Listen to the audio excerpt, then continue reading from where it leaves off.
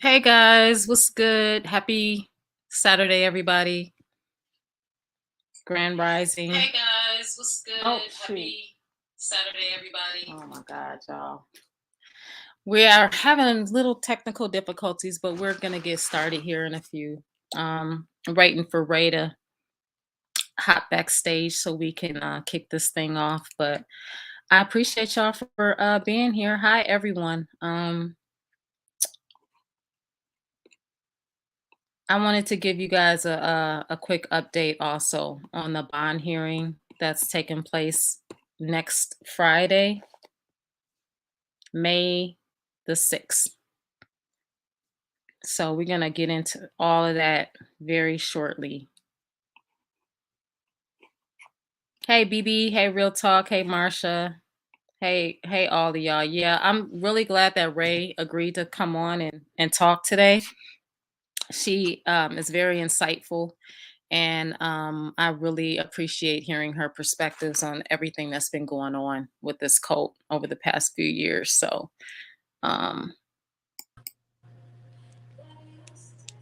hey, Ray. Hey, how are you? Good. How are you? I'm wonderful. Glad to see you doing well. Yes, I'm here. Thank you to everyone in the chat today.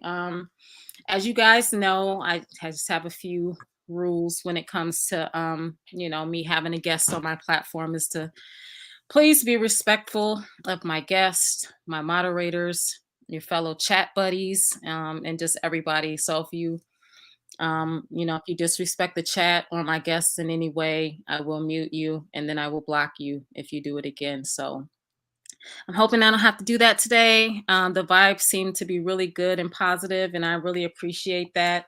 Let's keep it that way, guys. Thank you so much for joining us today. Before we get started, I do want to, like I said before, I do want to give everybody just a quick update.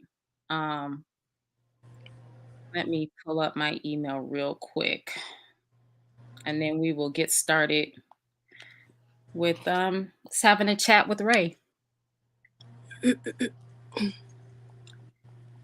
So as you guys may know, I have been keeping up with what's been going on behind the scenes of the whole investigation, lending my videos, my time, my energy to provide the detectives with whatever they have asked of me.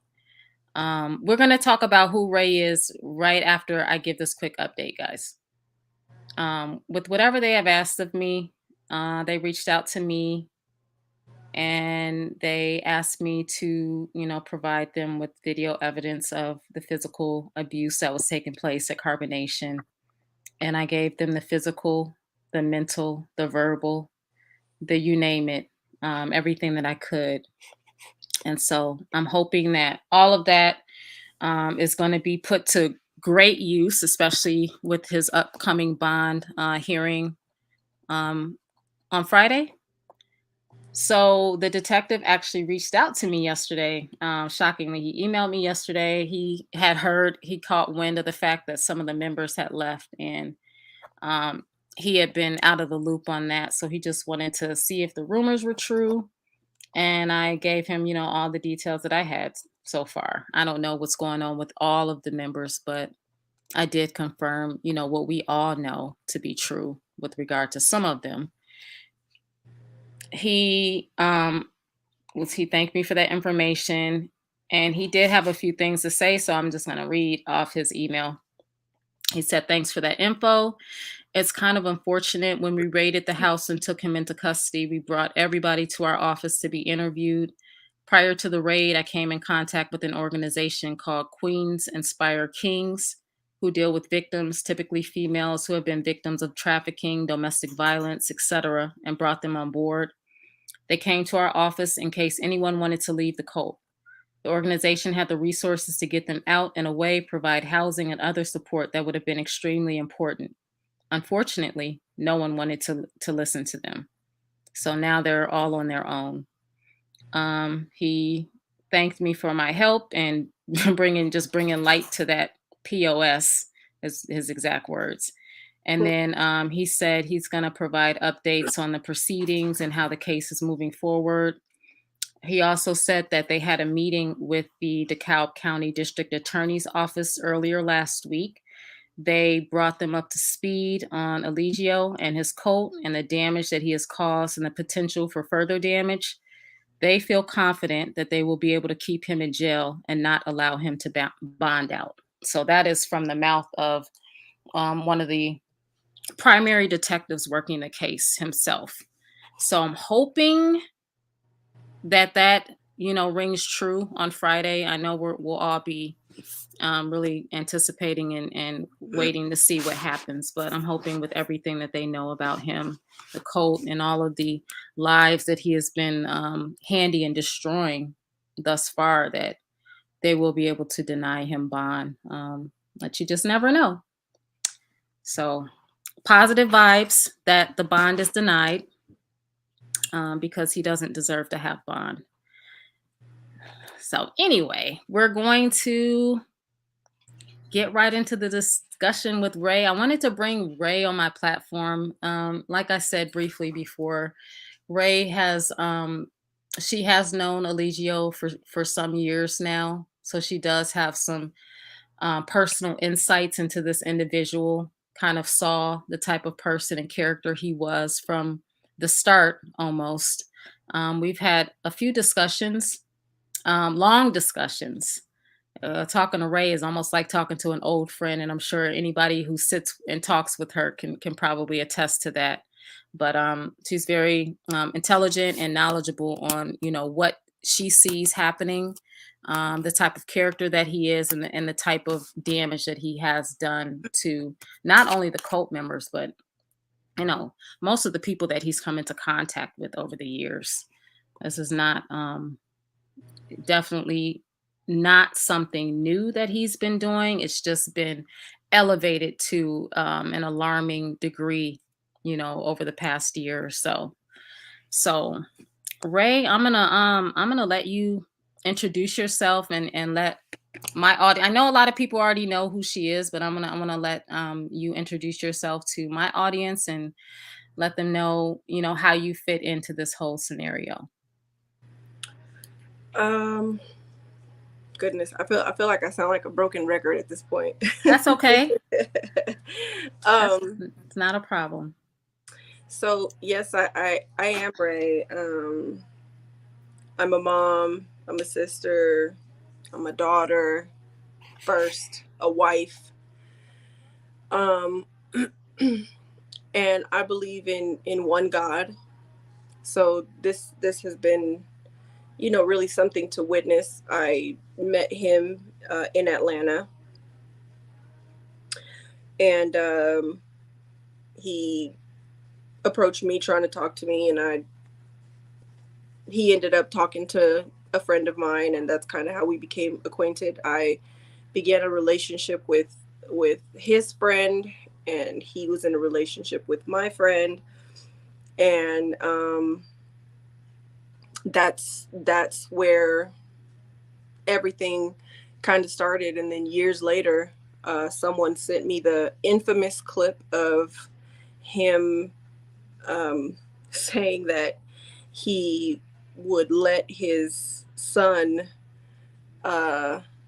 play with his member, and I that caught my attention, but I didn't get on it right away. It wasn't like something that I started, like looking into right away. I would just occasionally kind of run across something and watch it. And actually, you know what? I've never said this before, but the first video that I sat down and like watched that documented enough stuff that it made me want to delve deeper into this, it was on the T. And so I want to thank you for that, because people don't understand. I've had people say things like, well, she's friendly with him, and she's this with him, and she's that with him. And I love the analogy for lack of a better term right now, that Nepal gave, the example that she gave, of being like a Clarice and a Hannibal Lecter. It really, a lot of times, he would seek me out to want to try to explain himself for whatever reason. I don't know why he felt the need to explain himself to me. According to him, he just felt like he respected my mind, and he felt like if I could just really understand who he was, then, you know, we could have this beautiful relationship, even though I'm already in a beautiful relationship. Beautiful marriage, in fact. And but I was willing to listen because it gave me an opportunity to see things that sometimes other people didn't see. And part of the issue is that, you know, people assume things about, you know, my interactions with him because I was not interested in, you know, shooting straight to Bigo or, you know, anywhere else to try to spill the tea of whatever I had learned about him. I would call the tea though. I would call her and I would tell her stuff. And I want to thank you, T, because you didn't say anything about the things that I would tell you that I would know before other people knew about. Like, for instance, the fact that I knew that the young white man was there probably a couple weeks before anybody else found out about him. She sure did. I was very shocked when she told me. I was like, what? Because he showed him to her on a live chat on a face video. Yeah. Yeah. I started screen recording because he always wanted to FaceTime. So I started screen recording, and I'm sorry, I've never screen recorded a FaceTime conversation with someone. So I didn't know how to make it so that the sound was also available. And I was so frustrated. I remember telling the T, like, a couple things I was learning along the way, like the fact that, you know, I knew he was about to call me, so I started screen recording, and I didn't know that him calling me would end the screen recording. So I ended up missing out on one entire part of the conversation, which was the most important. I still ended up getting footage of the young white man sitting on because he had them all sitting, you know, up against the wall, you know, on the floor, like some children on timeout. But before that happened, there was a point where he told me, you know, he was like, I got a white man here now, you know, I got a white man here. And he turned the camera toward the young man, and he was like, tell her who's God. And he was like, the black man is God. And I was like, oh my God. I just I couldn't believe what I was seeing and the things that young man was saying out of his mouth. And I was so mad that I didn't capture that because I didn't know what I was doing with screen recording. I'm sorry, I'm just not a person that screen records people when I'm talking to them on FaceTime, you know, with the exception of this situation. So yeah, I didn't run to, you know, go to Bigo and say, hey y'all, I got some tea, it's hot, run me up before I tell y'all what I know. Because for me, it wasn't about me. It wasn't about me. And after a while, my mindset was this: the people who are there, I may not be able to do anything about, right? But there are people that are not there, who are new to his rhetoric and sometimes don't know the full history of, you know, the damage that he's done. And they hear something that they've never heard before. And, you know, it's problematic because, you know, there was an experiment done a long time ago, where they basically put people in these medical examination rooms, And they had someone, just a regular, just an average Jane or Joe, come in a white robe. I forget if it was called the white coat experiment or something like that. And so they had them come into the room, and all they had to do was use terminology that the patient didn't understand. Right? It didn't even have to be true. They didn't even have to be naming, but like a person could come in there for, like, something going on with their throat, and all the medical terminology that this person is using have to do with like their spine somewhere. And so it didn't even have to make sense. It didn't have to be real. But as long as it was information that went over this patient's head, they believed everything that this person said, and whatever diagnosis they dished out in that moment, they took it as law. And that was an excellent study on human behavior, that a lot of times we will believe whatever comes out of the mouth of the person that we think is smarter than us, right? Especially in our community, we don't know how to just say, I don't understand what that means, and go and research it for ourselves. We start I mean, people can literally be feeding us like birds, like from their mouth to ours. And then we go and regurgitate information. Like I think most of my life, I thought that cleanliness is next to godliness was a real scripture. And it's not. That's not even a scripture. But people use, things and misquote things, and miscommunicate them and misrepresent them all the time. And that's a lot of what Natureboy was doing, that he was taking information. And when you hear them speaking now without him being present, you see so much of that misinformation. Like I was mentioning to the T, Efru did a video where she was talking about, GMO food and organic food. And she was like, if you look at all of the organic food, it comes from somewhere tropical. And that's not true, number one. There are a lot of factors that play a role in agriculture and how something is grown. And she would know that if she had the opportunity to research this information for herself. But she's only regurgitating what's being told to her, because he's been able to control everything that they hear, that they see, that they read. And so these people are largely ignorant, and they don't even know it. They think that they're really, really smart because he said some stuff that went over their head, and they didn't understand it, or something they never heard before, but they could have known had they just researched.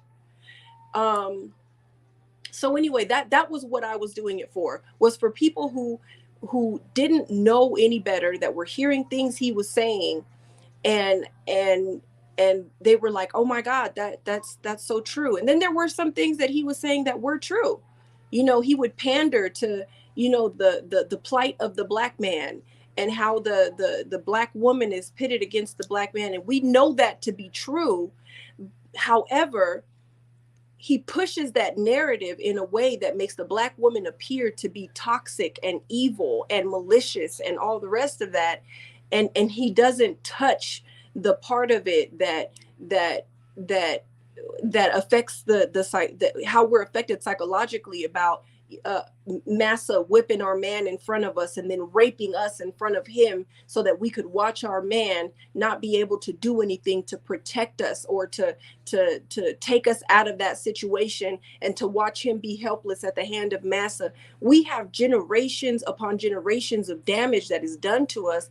And instead of him taking that and using it to heal, he took it to further break down. And he used the very same tactics that the white master used against his people, right? So that became my mission, to try to educate the people who were watching this, to not look at it as just entertainment, to not look at it as, oh, these girls are just silly and stupid and brainwashed and weak and all the rest of that, to not think of this as a joke, to not oh, he just pimping, to change the way that we look at things, to look at things from a more educated standpoint. And so I wasn't interested in going straight to Bigo, to the page that had the most views, because I made that mistake one time.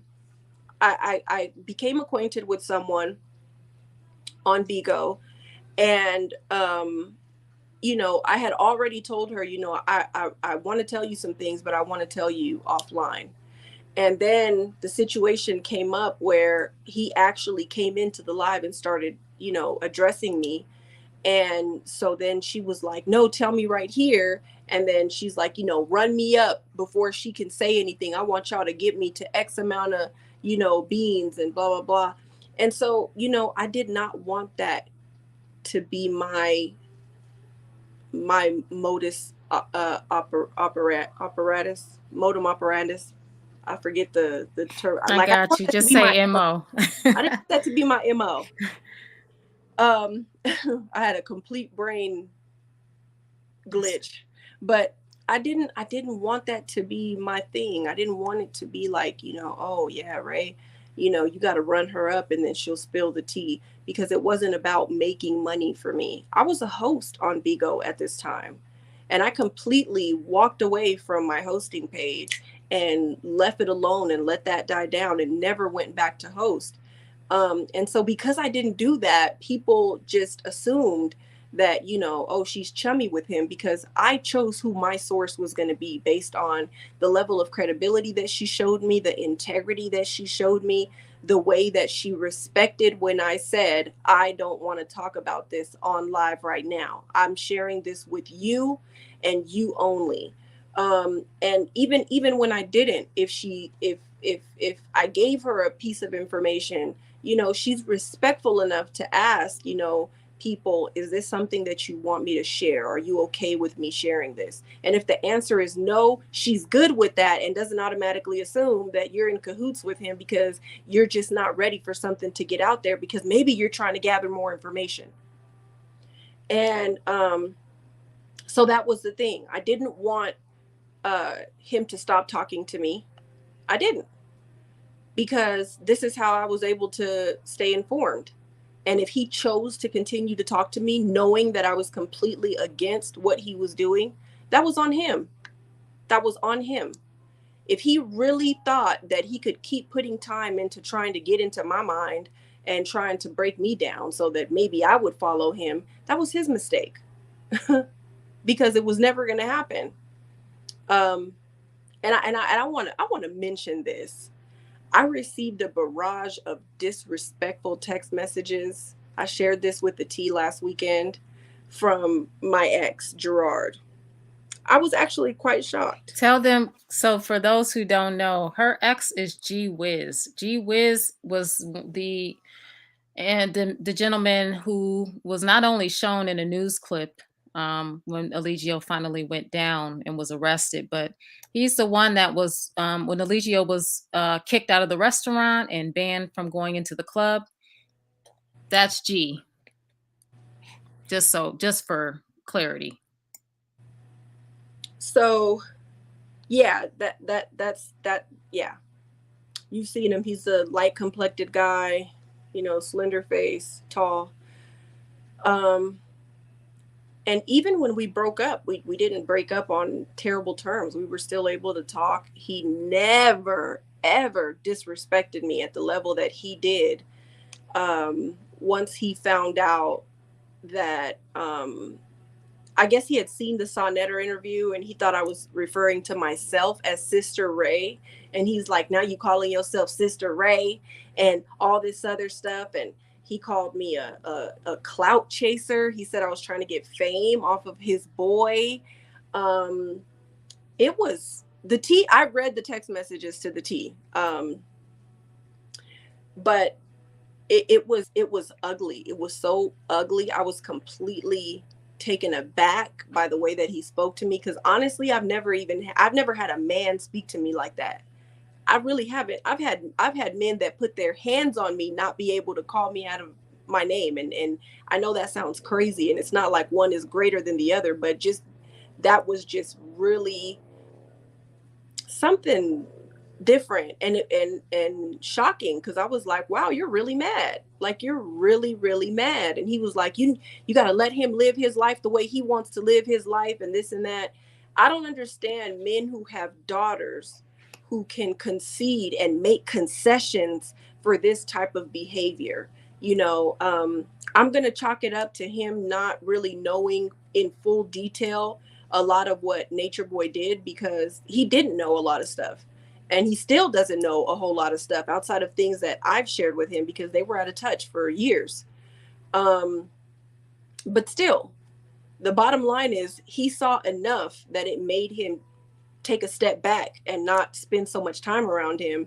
And as a father of a daughter, I just can't understand how he can think that this is just a matter of people not knowing how to mind their own business. I'm just thrown by that. But yeah, I've heard it all. People saying I'm in a relationship with him, that I was in a relationship with him. People thinking I'm Sybil.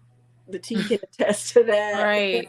that. Trust me, I've heard it all as well. People thinking I'm minding folks' business, that put their business out on the internet for everybody to see and wants to share their business with everyone. And people thinking I was actually with carbonation using no zero logic, zero just zero logic. It's like, well, if I was with carbonation, don't you think that Eligio would be berating me for not proclaiming the kingdom? Okay, Yeah. for one.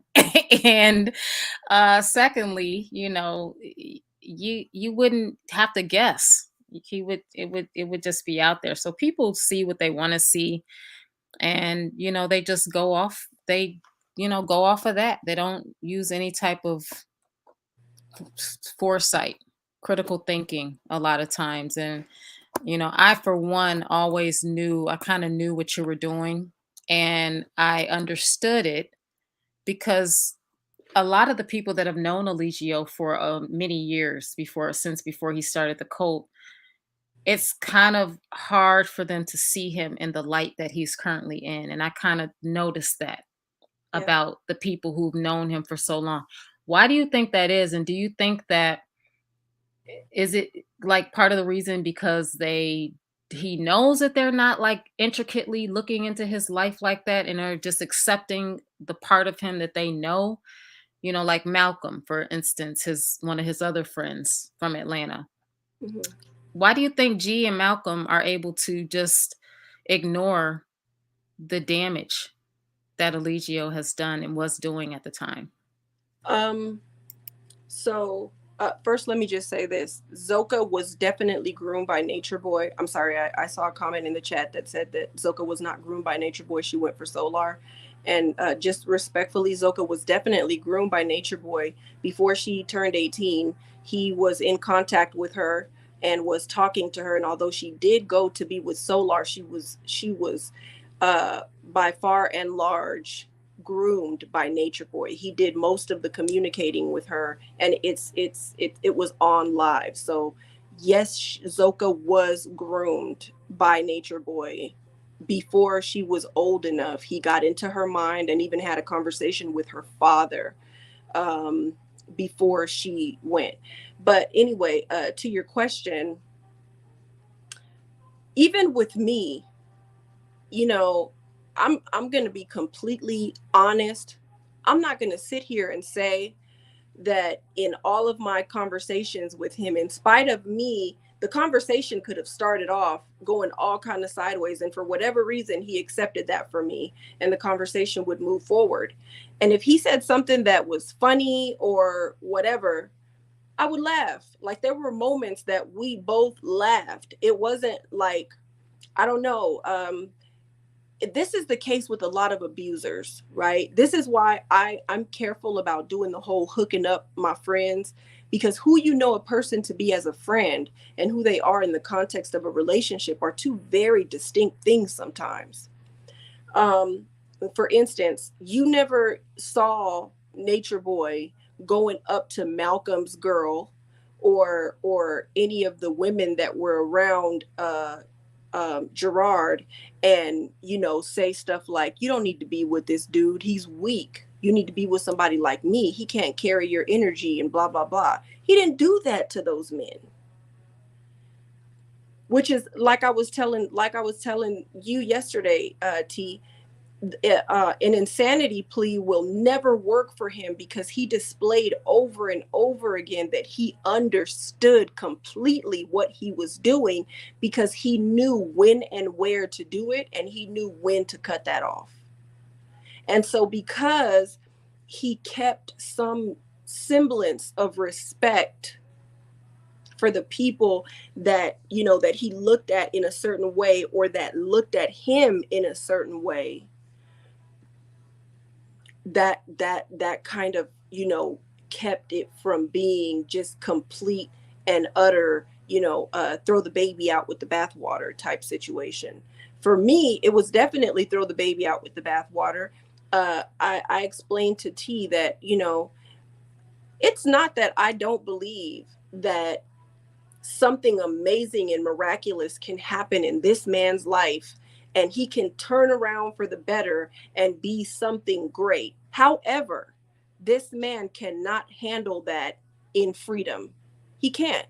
Whatever he's going to do, he's going to have to do it behind bars, because he enjoys power too much, and he turns into a tyrannical, just sick, just lording over people. And he told me himself, I want power. But we were not created to lord over each other as human beings. We were given dominion over creatures and over the land, but we were not given dominion over each other. It doesn't work that way. And so if something positive can be done, it's going to have to be done within the constraints of him being somewhere behind bars.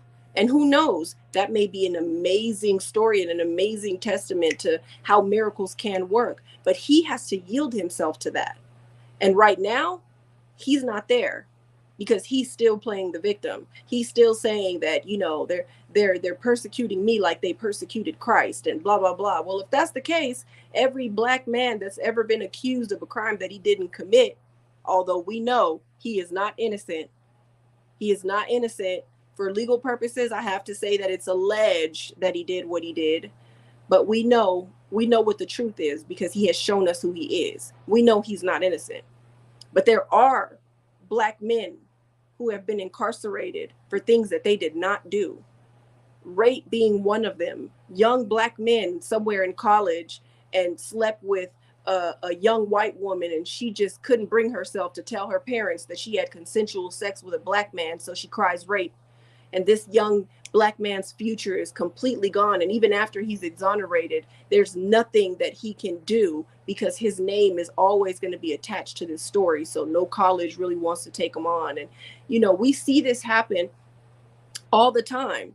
That doesn't make them Christ. That makes them a Black man in America.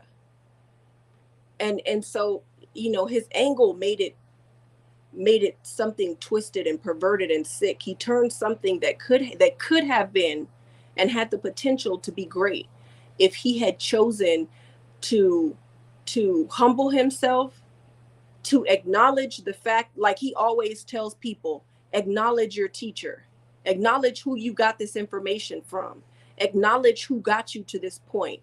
If he had taken his own advice and paid homage to the people that he got all of this knowledge from, starting with Google.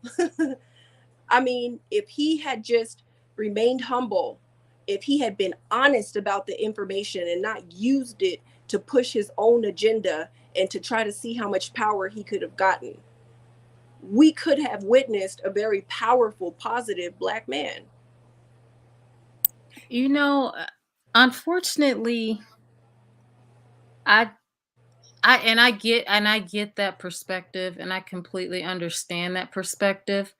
I just haven't ever seen that perspective. And I've in the times that I have seen that perspective, it's always on a much smaller scale, and it's always just men good men, being good fathers to their families, being Yes. good patriarchs, and that's about it. I don't feel that any man seeking any amount of power is has good intentions. No, and that's And I why I think said, that is his biggest problem, yeah, is I that agree with he, you. just him seeking that power and That not power, being yeah. gifted that power automatically puts him on a level of someone who's going to abuse it and misuse it. And so, and like you said earlier, I do also feel that the only impact and that he can make at this point is behind bars. That's the only Um, impact he's gonna make, because he's not gonna get out anytime soon. He's not gonna get out anytime soon.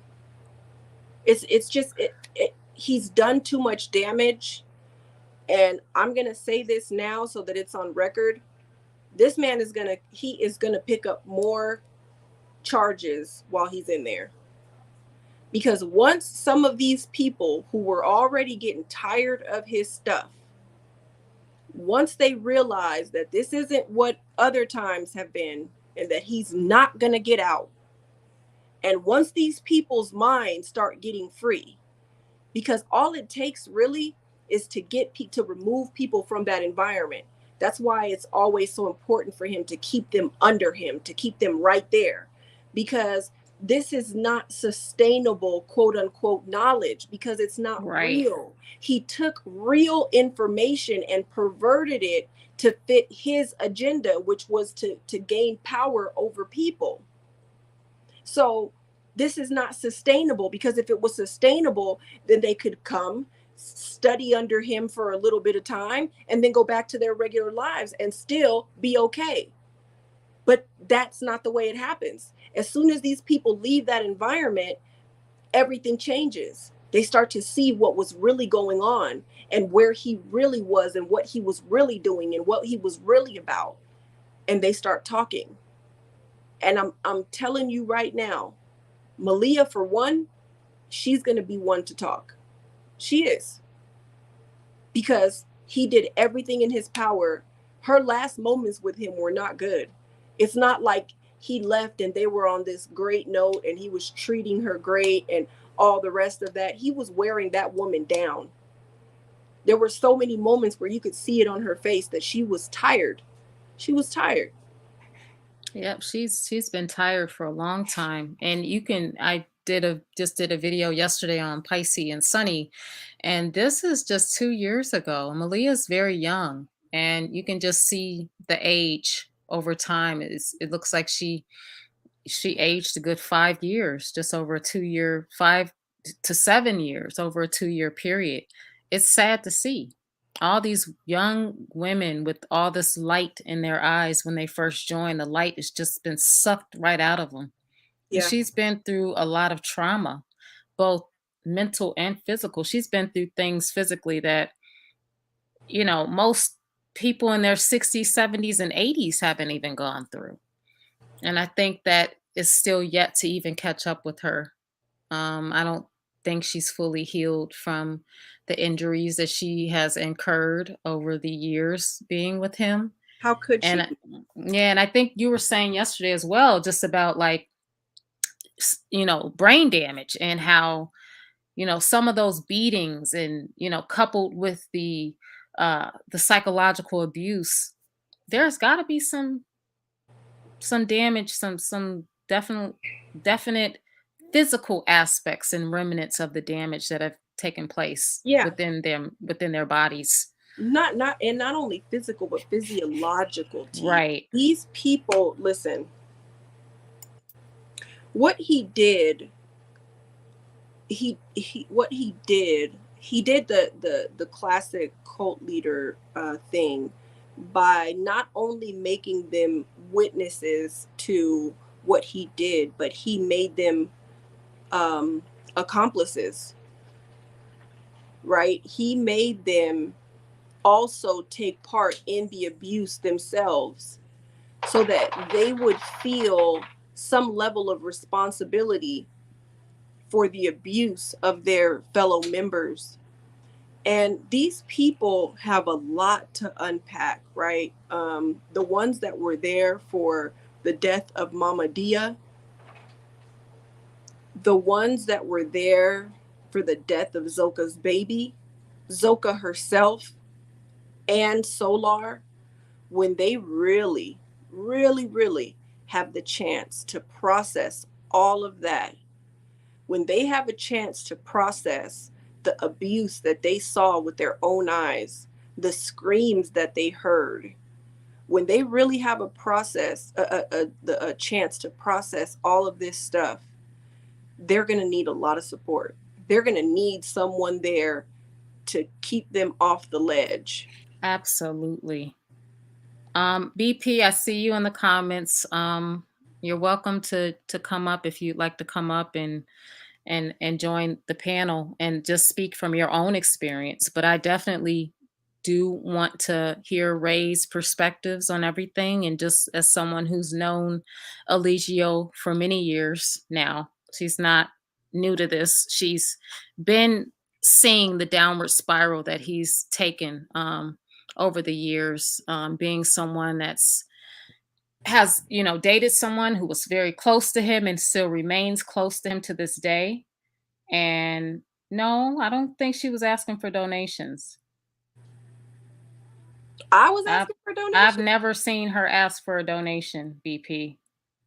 Okay, let me make something clear. And I watched parts of that interview and I never saw her what would she need a donation for?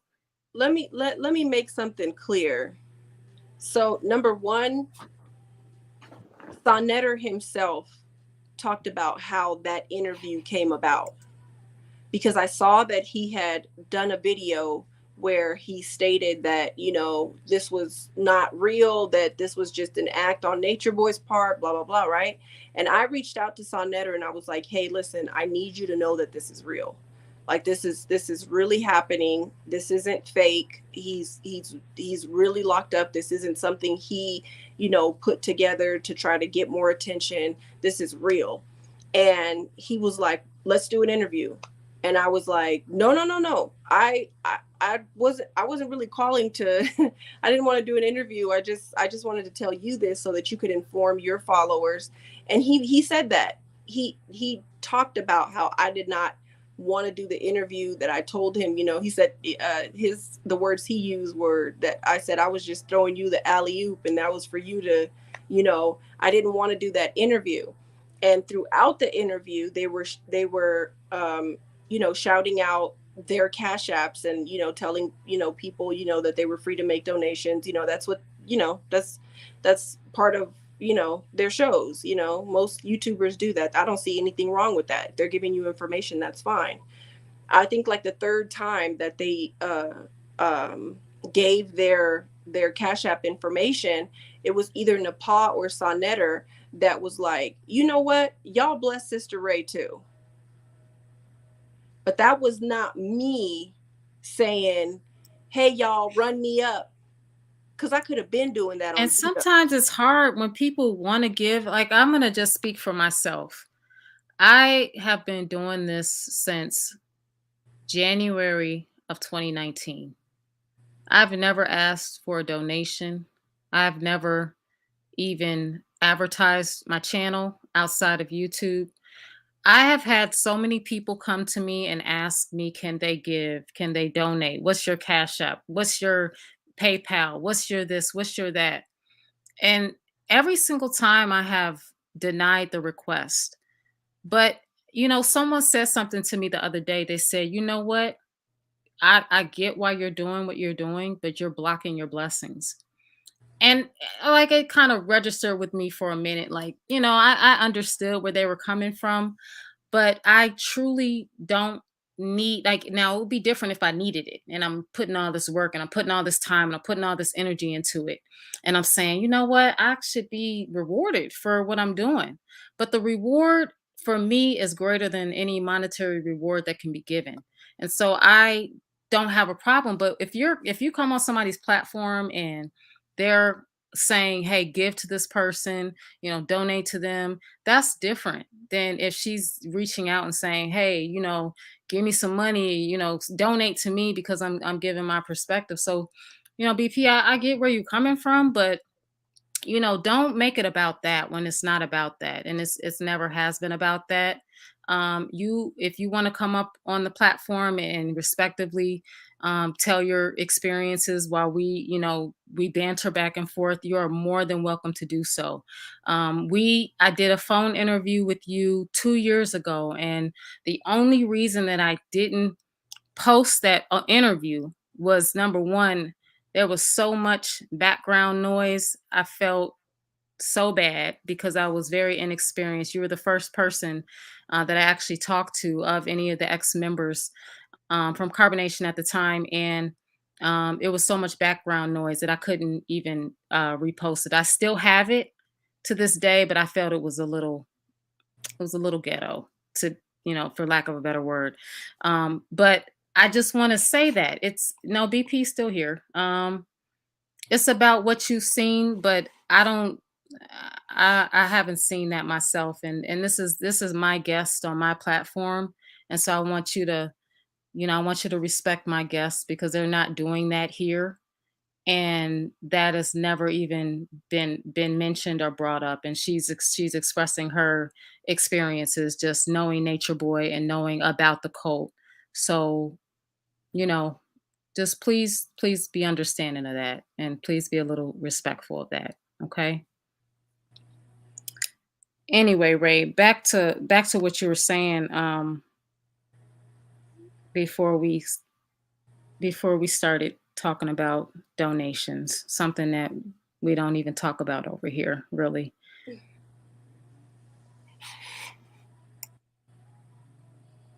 Yeah, you know what?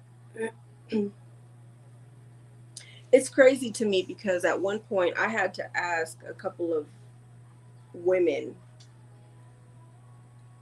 I don't understand the dissension among the people who have worked in whatever way to see to it that this situation was shut down. Then it turns into this, well, I've done more in this way and I've done more in that way. And it's not about any of that. Whatever you did, I heard someone say, we are all fingers on the same hand, and therefore we're all necessary. So it doesn't matter how big or how small your role was in this. The fact that you saw something and chose to do something is enough to say, you know, hey, respect to you. As long as you didn't treat this as entertainment, as a good time, as something to laugh at, as an opportunity to assist him in further abusing these women and men, mostly these women, then hats off to you. I'm not here to compete with anyone. I'm not here to listen. There were calls, T knows, there were calls that I made to DeKalb County. In fact, one of them finally, I was heard out. And I think it was what, the day before they reached out to you about getting the videos. There were, but I didn't go on Bigo or on some platform every time that I did something to say, hey y'all, so this is what I did today. Here's my my log of all of the calls that I made, of the attorneys that I spoke to, of the questions that I asked, of the district attorney's information, and this is what I said. Like, none of that, because it wasn't about me. It's still not about me. I want people to know when they're looking at something like this and not fall into it. And if you're just watching it from a distance, to not take it as just entertainment. So that if another Nature Boy rises, in fact, even if somebody from his camp decides to try to now be the leader and do something else, that we know how to cut this off at the knees, so that this type of stuff is not perpetuated in our community. We don't need to be in bondage any more than we are systemically. Why would we bind our own up in the way that we're fighting to get out of? I agree. And I do want to say that, leading up to the day of his arrest, unfortunately, I did catch some of the Zooms. He was on Zoom because he had been banned. The interesting thing about it is that the day that he got arrested was the day that he got unbanned from Miko, the app that he was using. Um, he stopped using Bigo, stopped using Twitter. He wasn't on IG. He was using Zoom. He was going crazy on Zoom that whole night. He was complaining of, having, you know, uh, feeling all types of sensations in his spine mostly. So he was feeling that something was coming. And he was on Zoom. He was talking a lot of crap. And he was talking crap about Ray as well that day. I remember reaching out to her and saying, here he goes again, Ray. He's bringing you up again, talking mess about you. And I knew that what he was saying was a lie because Ray had showed me she had shown me the text that she sent to him. And he was just talking so much mess, and I was just sitting there waiting for SWAT to bust that door down. I actually thought it was going to be much later on. And so imagine my surprise when he's who's out in the back part of the house, out there talking mess about how he's God, and how he's this and how he's that. And the next thing you know, they're kicking down the door.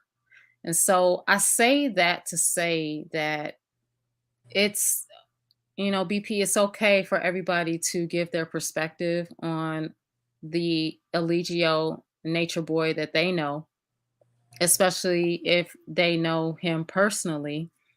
And it's not that she's speaking for you guys. She's sharing her perspective on what she saw and what she observed, and that's it. And I appreciate and I respect her observations.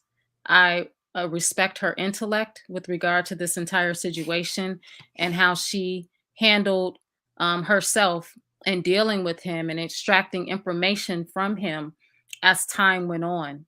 And we were able to keep each other updated on what that I was sitting on it for at least 2 weeks, knowing that there was a case pending against him.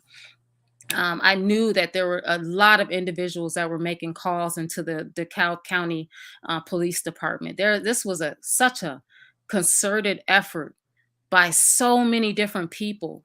There are so many people out there that are not, probably might never get their fair due for helping to take him down in the manner that he was finally taken down. So there were a lot of people working collectively, separately, but all together in the end to make this finally happen.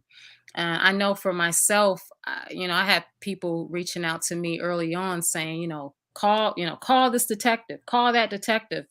And what I did was I waited and I observed and I documented, and the abuse got worse and worse and worse leading up to those 3 weeks. It was like perfect. It was almost divine timing, their favorite word, where we were able to capture so much of the physical abuse finally on film, on camera, that we were able to give the detectives exactly what they needed.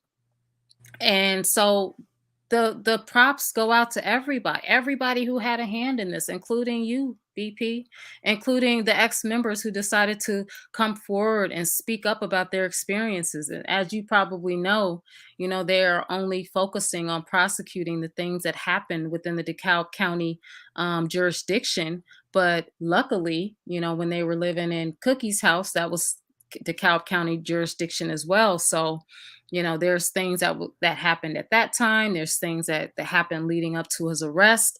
And so there's a lot of evidence that they are able to sift through to understand the type of person that they're dealing with, and to hopefully, keep his bond denied, and, to give him a long prison sentence. And I know that there's a lot of feelings and there's a lot of emotions that are surrounding this entire thing.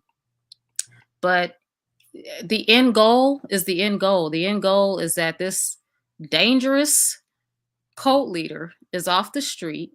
He's where he belongs, which is behind bars. And everybody who had a hand in it, I, for one, am thankful to each and every person that did something and said something ultimately to help make this happen. Can I So, say something? absolutely. If if if someone feels like I'm speaking as if I was there, maybe you just feel that way about how I'm articulating it. Maybe I understand it in a way that you don't understand. But one thing that I have made clear over and over again is that I wasn't there. However, I saw what was there and I was able to gain perspective on what was there.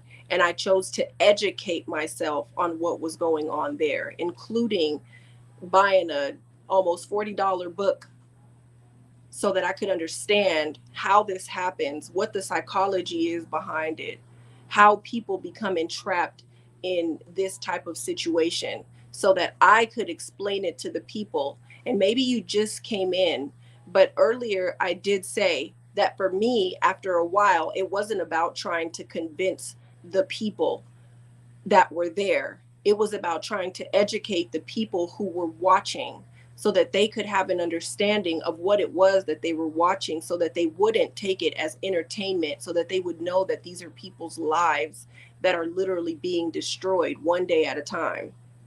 So this is not about me trying to appear as if I was there or sound as if I was there, or even claim to know what it felt like to be there. Because even if I had been there or had been in a similar situation, because as human beings we process things differently through the lens of whatever our upbringing was, whatever our experience were up until that point, it still would not be the same. I still would not be able to tell the story as someone who could have been standing right next to me in that very cult. So the bottom line is everyone is going to have a different account, a different perspective of what it was that they were watching. But for me, the bottom line is just that I need people to understand that these are not things that we should take as just entertainment and something to poke fun at and laugh about and talk about as if it's light, because it's not.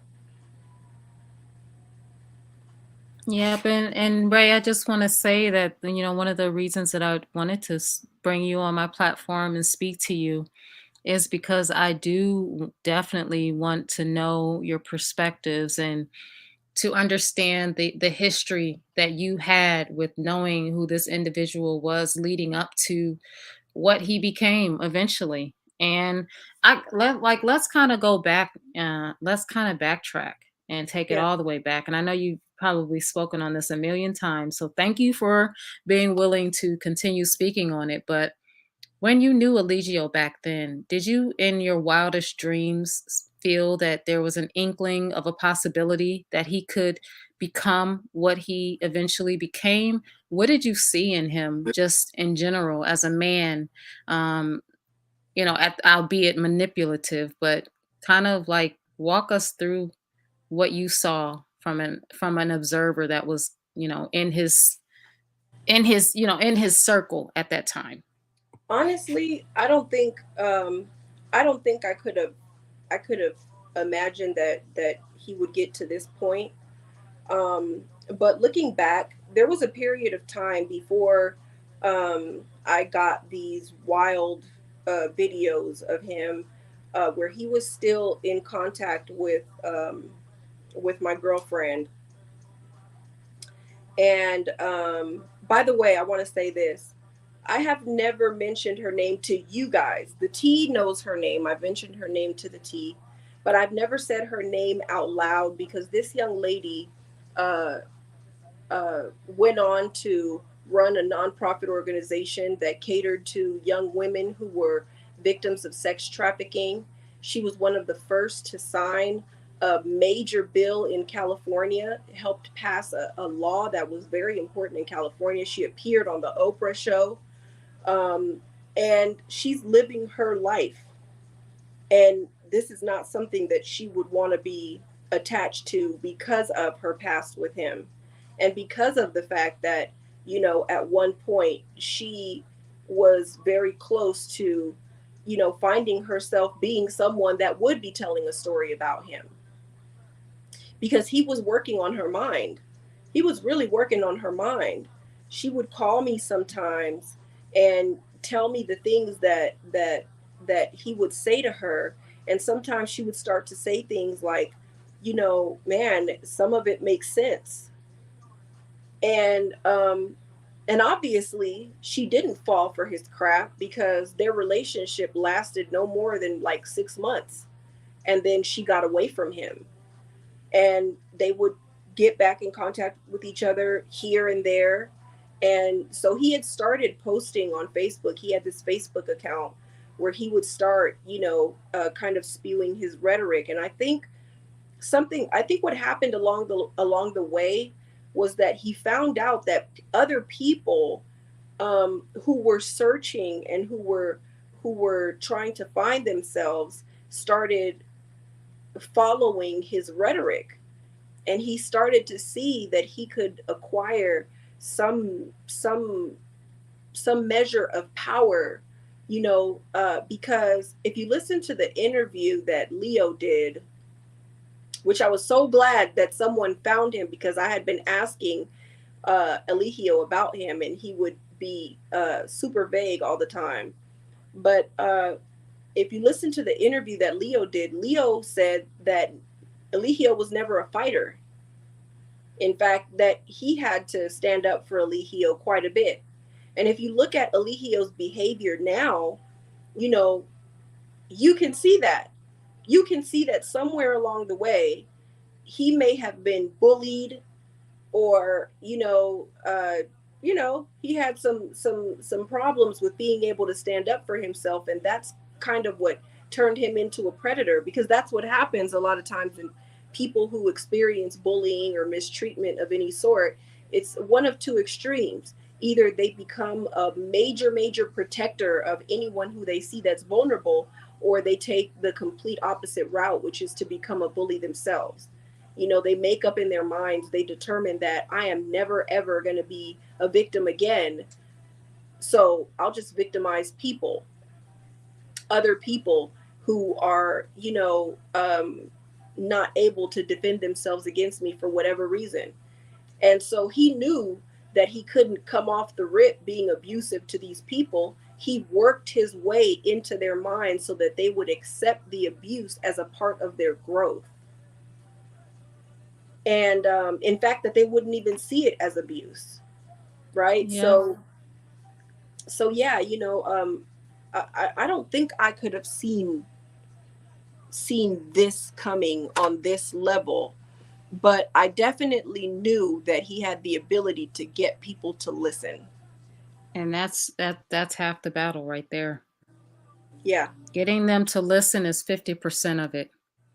If you can capture an audience, it doesn't matter what you look like, what you smell like, what you're working with, capturing an audience is just, that's the one of the main ingredients to being able to then go to the next level and see if you can manipulate them and how many people you can manipulate within that audience. And I know Hot Mess in the comments, you said that there has to be some underlying issues because he isn't charismatic or smart.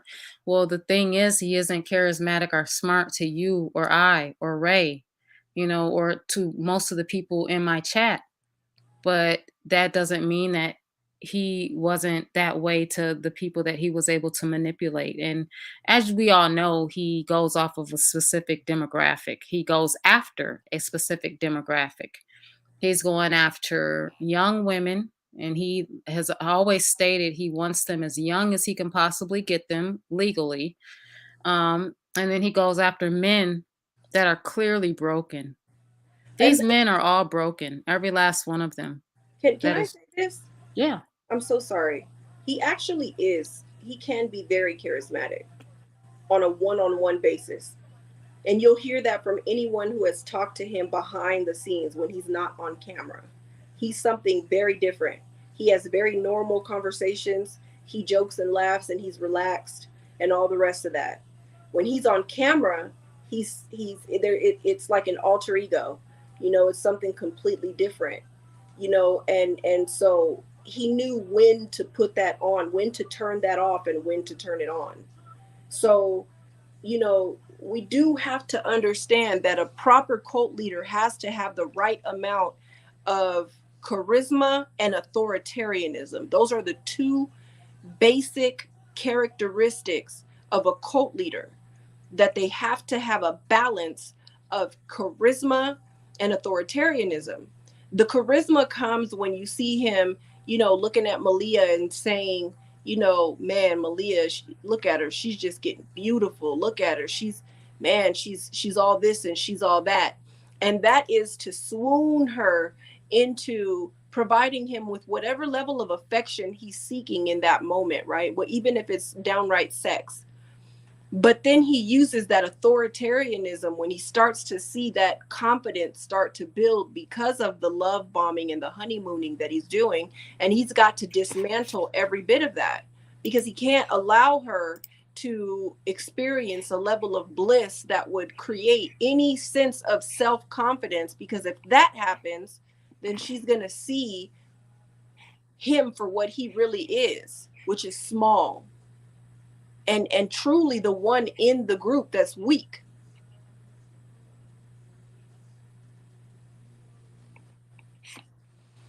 Yep, there are a lot of comments I absolutely agree with. His level of charisma as it relates to certain people. I mean, you really to deal with someone like Eligio on a personal basis, you really have to be a very secure person. You have to be secure within yourself. And you have to think highly of yourself. You have to come in thinking highly of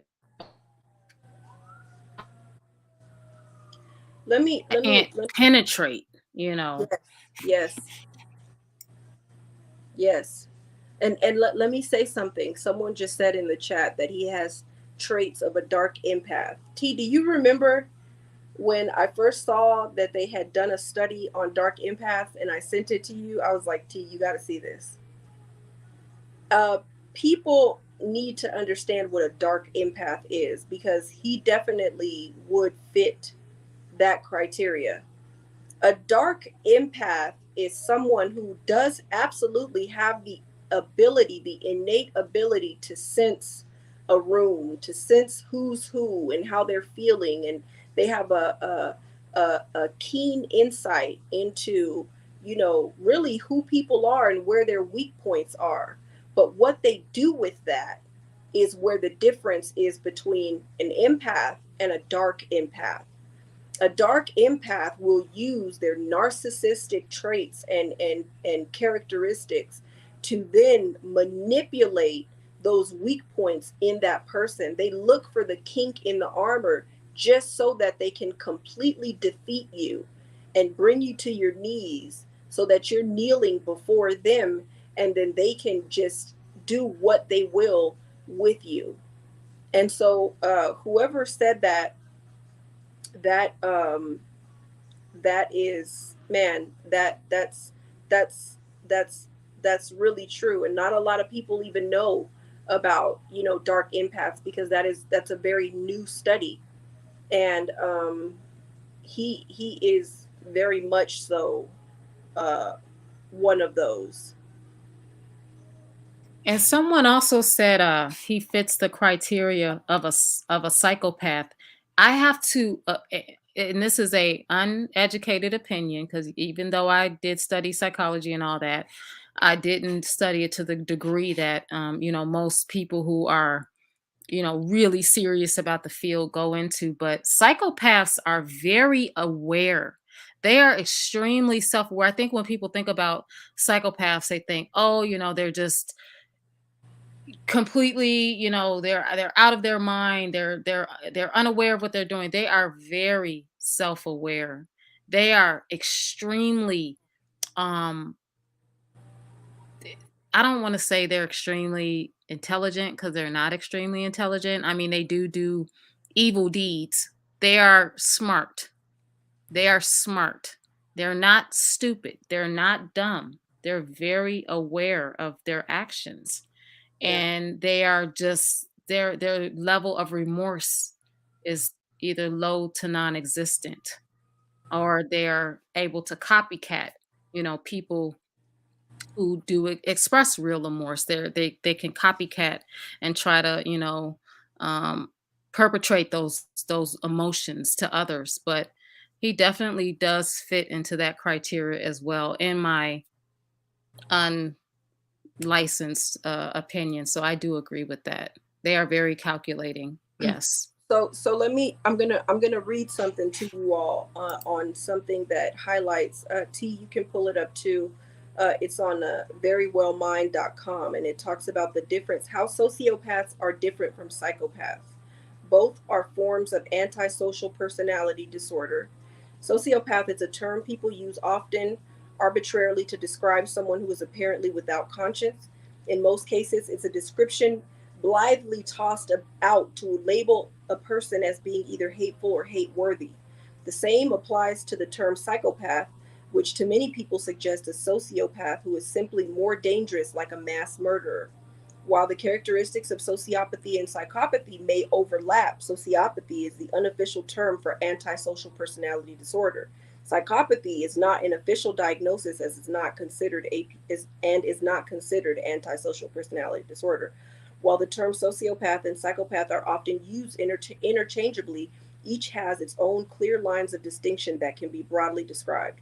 So it has a little thing here that shows the two differences and the characteristics of a sociopath. They make it clear they do not care how others feel, behave in hot headed and impulsive ways. They are prone to fits of anger and rage.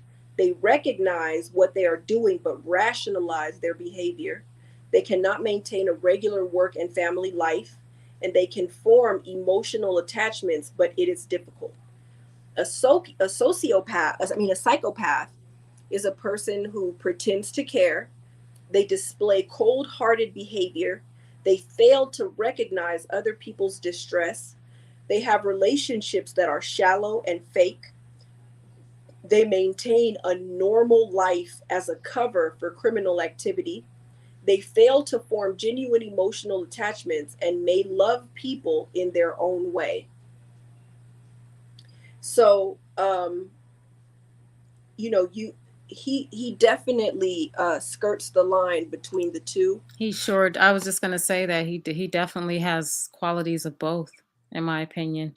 Yeah. He fails to really understand, and the video that I premiered yesterday on Sunny and Pisces. I mean, look at the way he treated Sunny, a Oh my God. pregnant woman. I mean, he treated all, Velvet the same way, and Crystal, Pocahontas, kicked her out. This is an individual that has no regard for a woman who has human life growing inside of her womb. No regard for her emotions, her feelings, her wants, or her needs. Zero. Zero remorse for the pain that she may experiencing. I mean, look at how Serenity gave birth to her son.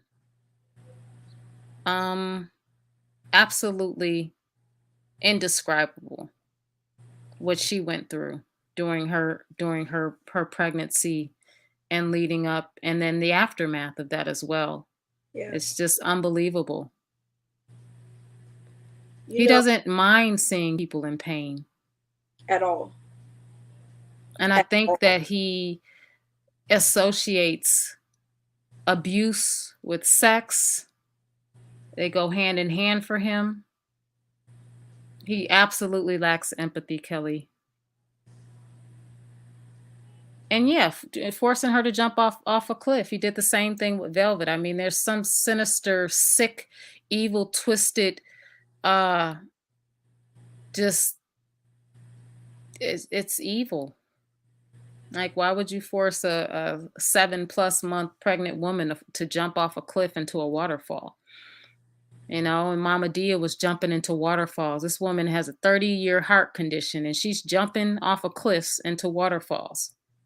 Which usually the thing with people with heart conditions, they tell them not even to ride roller coasters because of the extreme highs and lows of of the roller coaster. So jumping from a high altitude is extremely dangerous for a person with a heart condition. But if he was really studying medicine and and anatomy and how the body works and different things like that, that a true healer would have to know, he would know that.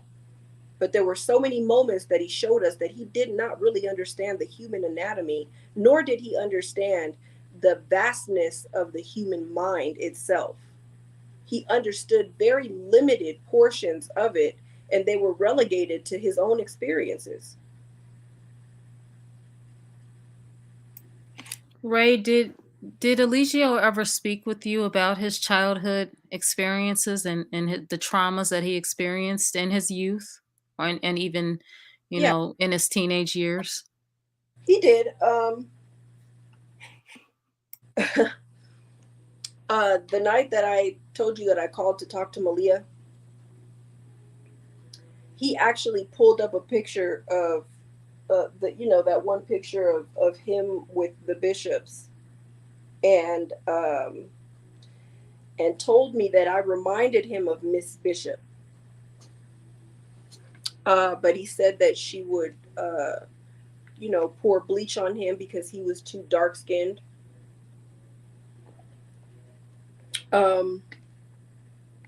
He told me that, that she would beat him mercilessly, and that she hated him for being dark complected, that she had an innate hatred toward him. But we Do you did. truly believe that it I was don't. her that hated him for being, because I've I seen that don't. family photo and I'm seeing a lot of people in that picture that were the same complexion. His brother is not that far off from his own complexion. I'm wondering Not. if he truly felt that way about himself instead. And if you saw Leo in person, which I did, Leo and Eligio look so much alike that if you look at Eligio's aliases, he actually went by Leo's name a lot of times. I saw that. So yeah, that and look at that. What does it take for a person to do their dirt under the name of their own blood sibling? That to me is very telling of his boundaries. If he is willing to throw his own blood under the bus, how much more would he be willing to, cause harm to or inflict pain on absolute strangers?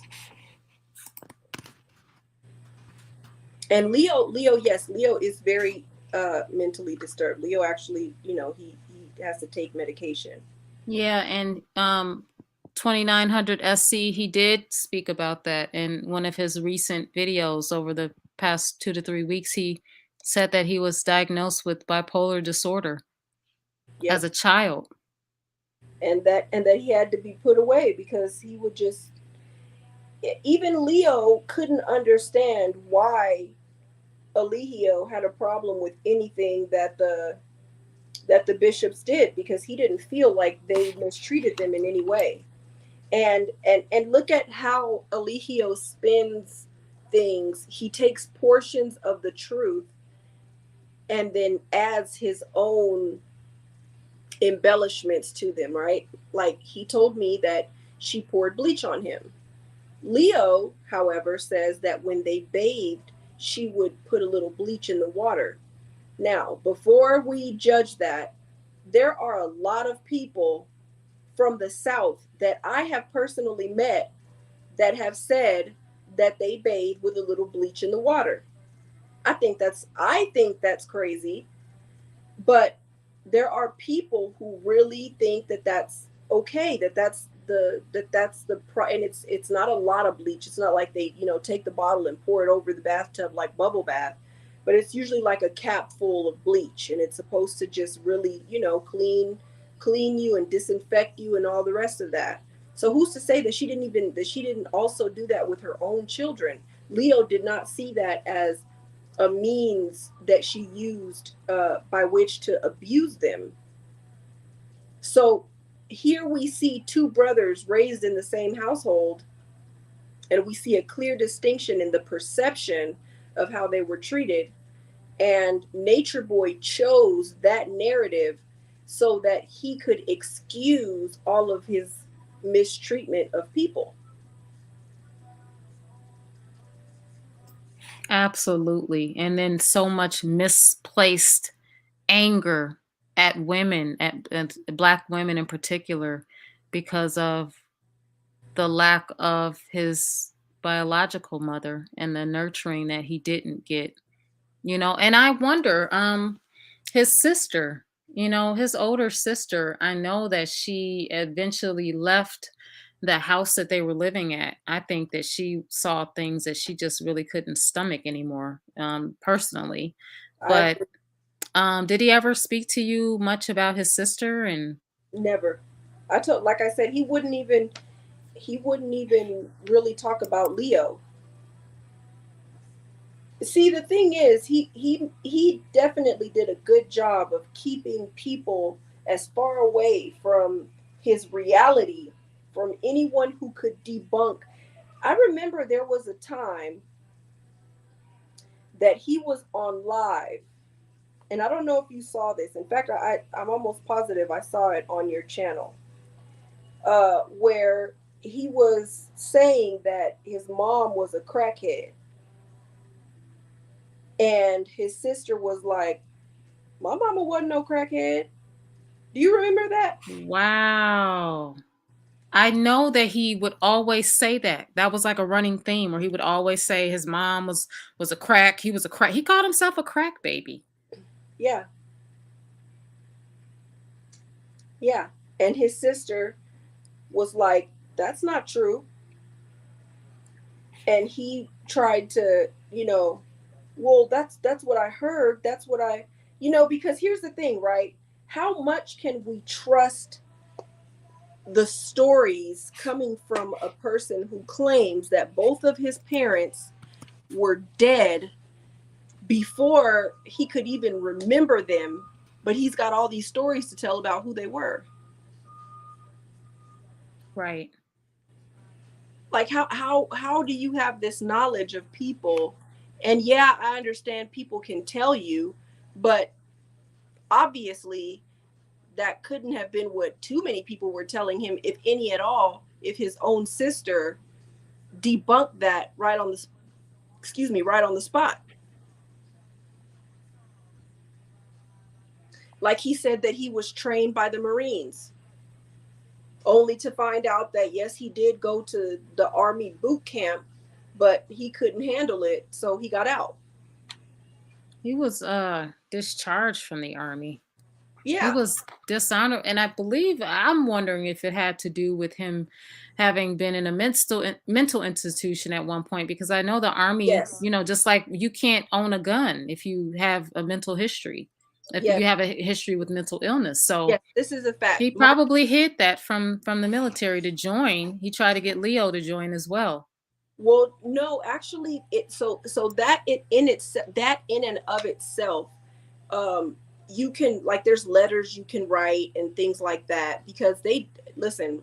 This is the military is federal. I know these things because I enlisted in the Navy. My daughter was in the Navy, and my brother is in the Navy. Um, so anytime you're doing anything federal, they dig into your life and the lives of the people around you in in in in a ridiculous way. So there's no way that they wouldn't have known that, because if he was institutionalized, they would have known that. However, if they find something that, they're like, okay, look, listen, we see that you have a history of ABC, you know, are you going to be able to handle this? And you have to, sometimes they have you write a letter, or when you go to MEPS, they have you talk to the main chief who they do an interview with you. And during that interview, they ask you all kinds of things. Have you ever smoked marijuana? And your recruiter will usually work really hard at making sure that you know what to say and what not to say. If you tell your recruiter that, yeah, I used to smoke weed in high school, the recruiter will usually tell you, don't mention that in the interview. Just say you That's never did true. it. Yeah. But if it's something that they can actually, that there's a paper trail for, um, like for instance, I knew someone that was trying to go into the National Guard, and he had a domestic violence case on his record. And so he had to write a letter, just basically saying, look, I was just in a really dark place. And since then and before then, I have never been in trouble with the law, and blah, blah, blah.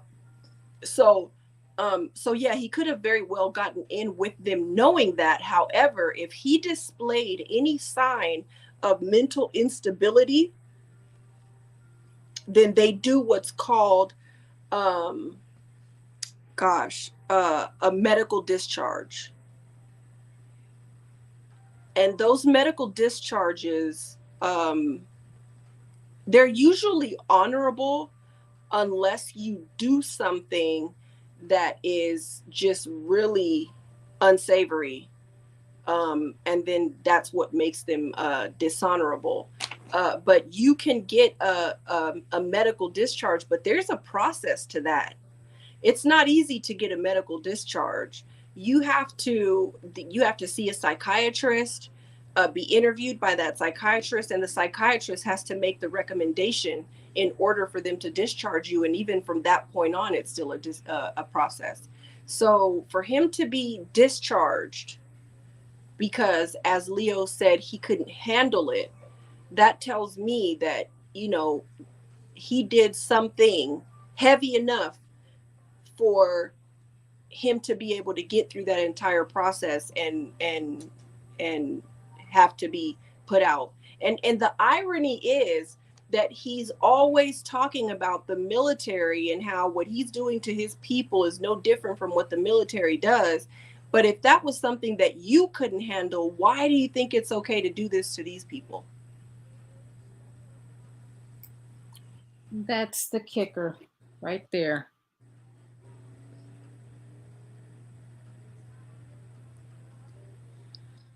That is an aspect in him that is very deep, dark, and evil, in my opinion, where you would put others through things that you yourself couldn't even you couldn't handle. So you do get benefits. You do get benefits if you get out on a medical discharge, but you have to go through the VA. And that's also, listen, the military, as much as they teach discipline and all the rest of that, the military is a very old, um very, it can be very unorganized. And so there's always a process and paperwork that goes into anything that you have to do. And VA is even harder, getting in and going through that process and all the rest of that. So yeah, he could have very well gotten those benefits, but it's whether that's based on whether or not he went after them. That's not an automatic. Um, it's not, it's not automatic that you just get, as soon as you get out, these benefits start rolling in. You got to go through the VA and go through a process. You got to take them your paperwork to show, how you were discharged and all the rest of that. And then they make a decision. So yeah, I mean, he got benefits or he didn't, but he's never, talked about talked about it one way or the other. So that's something that I couldn't and wouldn't really speak on. But yeah, it's not you know something that I can say for sure. But yes, he did leave basic. He did leave basic. He left basic training. He didn't make it through the entire process. And no, he did not spend all of his teenage years in maximum security prison. He was put away in a mental institution, not to be confused with freaking Alcatraz. Right.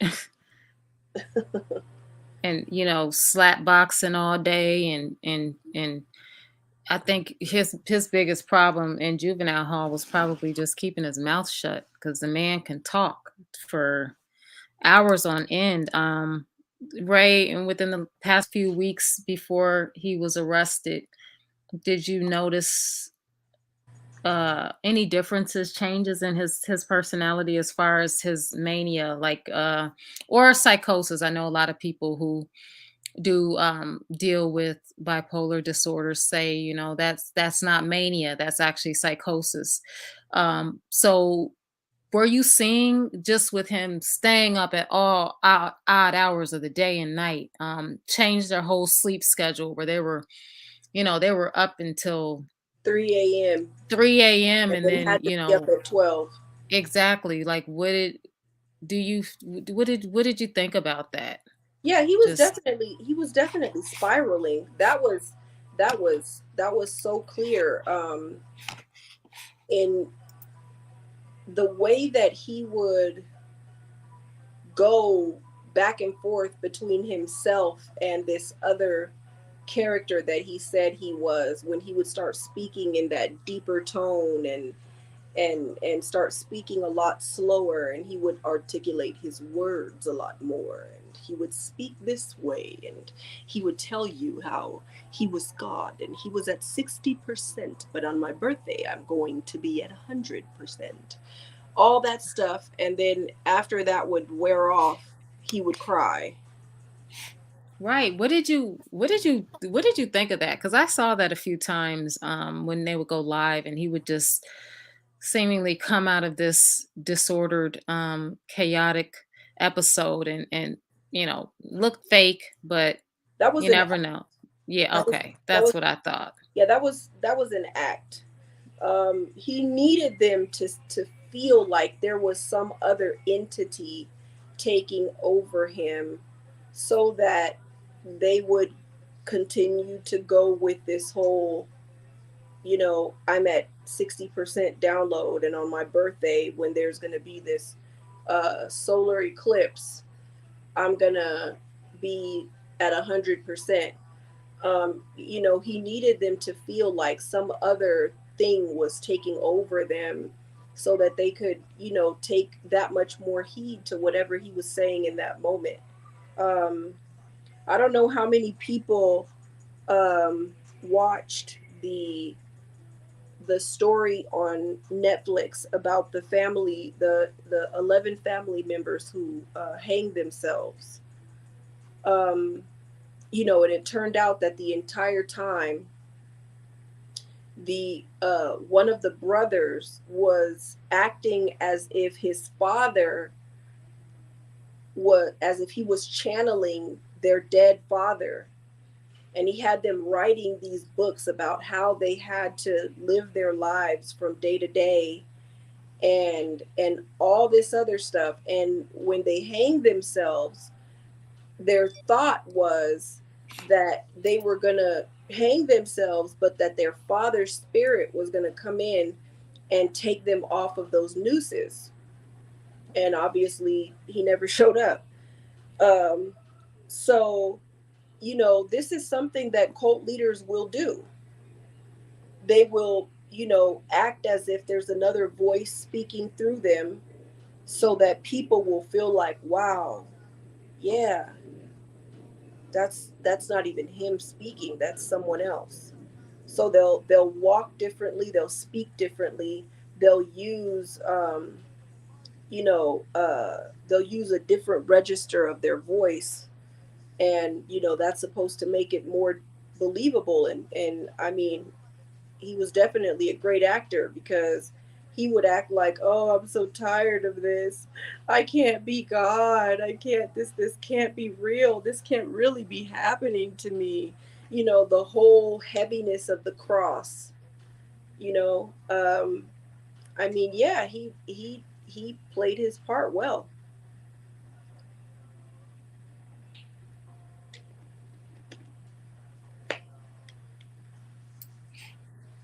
Do you feel like that, just knowing what you know, do you feel that he deep down really felt that he was God? Or was that all an act as well, just to keep his subjects subjugated to his demented um, rule? Um, so for whoever asked in the chat, the name of the movie is called House of Secrets, the Barari deaths. Uh, yeah, please, if you have a chance, watch it, because it definitely highlights how real things like this can get. Um, no, I don't think he really believed he was God. I told you, remember what I told you yesterday about the conversation that I had with him when I asked him, did he remember the promise that he made to God when he was in trouble? Yep. And he paused for a long time and just looked. And after a long pause, he said, I am God. He knows he's not God. And I'm going to tell you another reason, another example of how we can tell that he knows he's not God. When he's speaking to other people, he'll say things, it's about the wording, right? He'll say things like, these people believe that I am their God. He understands very well that that ideal is relegated to the people who follow him. Yep, that's true. And did you hear what he said to the neighbor lady when Malia had her episode, and he was speaking about, we're a Christian based cult, and how black people are, and it was just, Yeah, he wanted to put that on it, make it, we do Christian based teachings, and all this other stuff, because he was trying to get the anything weird that they may have been thinking about what was going on. He thought that would placate them. That was supposed to make them feel more comfortable, because people have an easier time accepting Christianity over an all-out cult.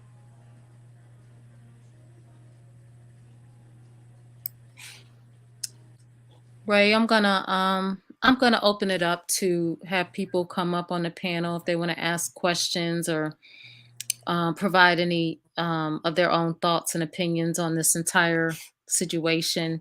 You guys, I just posted the link in the chat.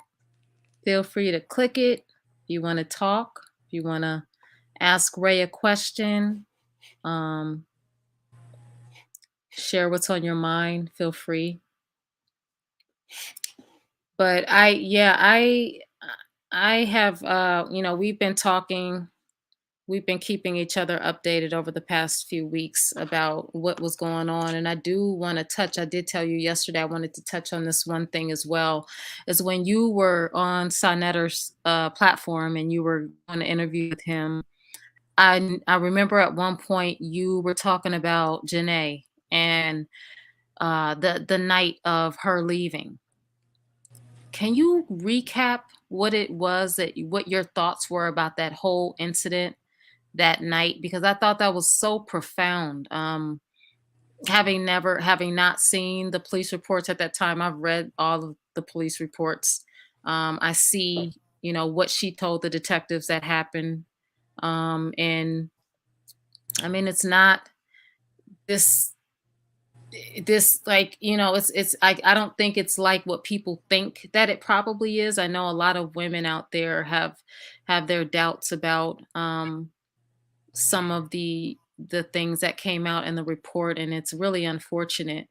to say the least. But I do believe every word of what I read in the report, because it's just, I've seen him do it. We've seen it happen on lives. I've screen recorded it multiple times with different members, and it's so not out of the ordinary. And I think that when people think of the R word, when they think of rape, they think of, there's this image in people's minds that, it's forceful, it's brutal, it's violent, it's all these different types of things. And I think that, um before I go any further, just kind of recap what you said about that whole entire incident, from her, in his words, talking back to her, and then him ordering the other girls to, or not even, just the other girls understanding that, okay, we're gonna slap her up and make her understand that, you don't talk to the three God this way. Let me let you go. Yeah, when I saw him, when I heard him talk about it, I knew right away. He said, that she, was talking to him some kind of way, and that all of a sudden just saw a hand, and he didn't know who slapped her, and that she was smacked, and he made a joke of it. And he said that, afterward they had sex, and when he woke up, she was gone. And I knew, listening to him, that that was not consensual sex. I really need us as women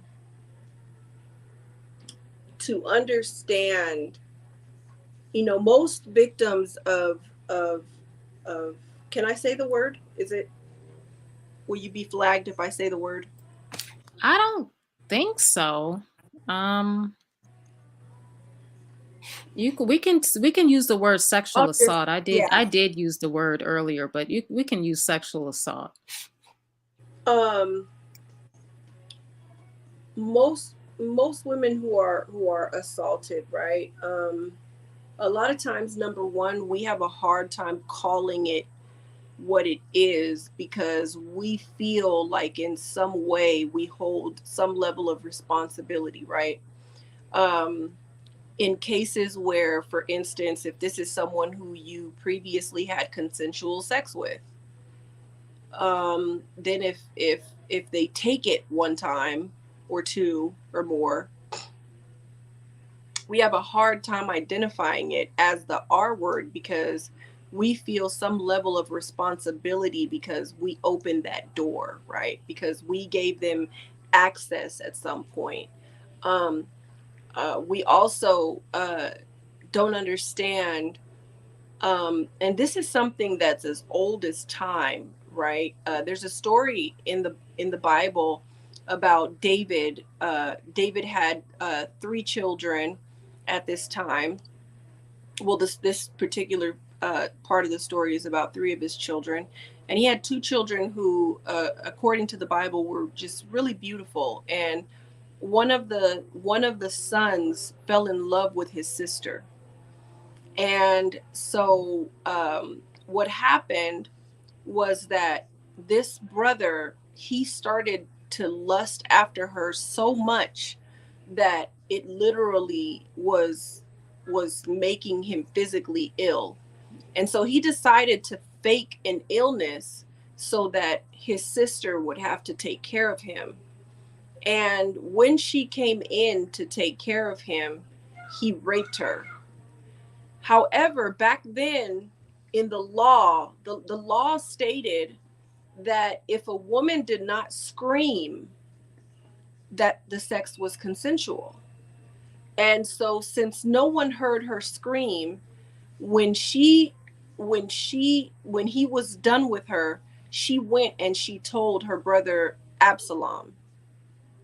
And this is what started the whole feud between David and his son Absalom, because David Absalom felt like, because of the laws that were in place, his sister was not protected.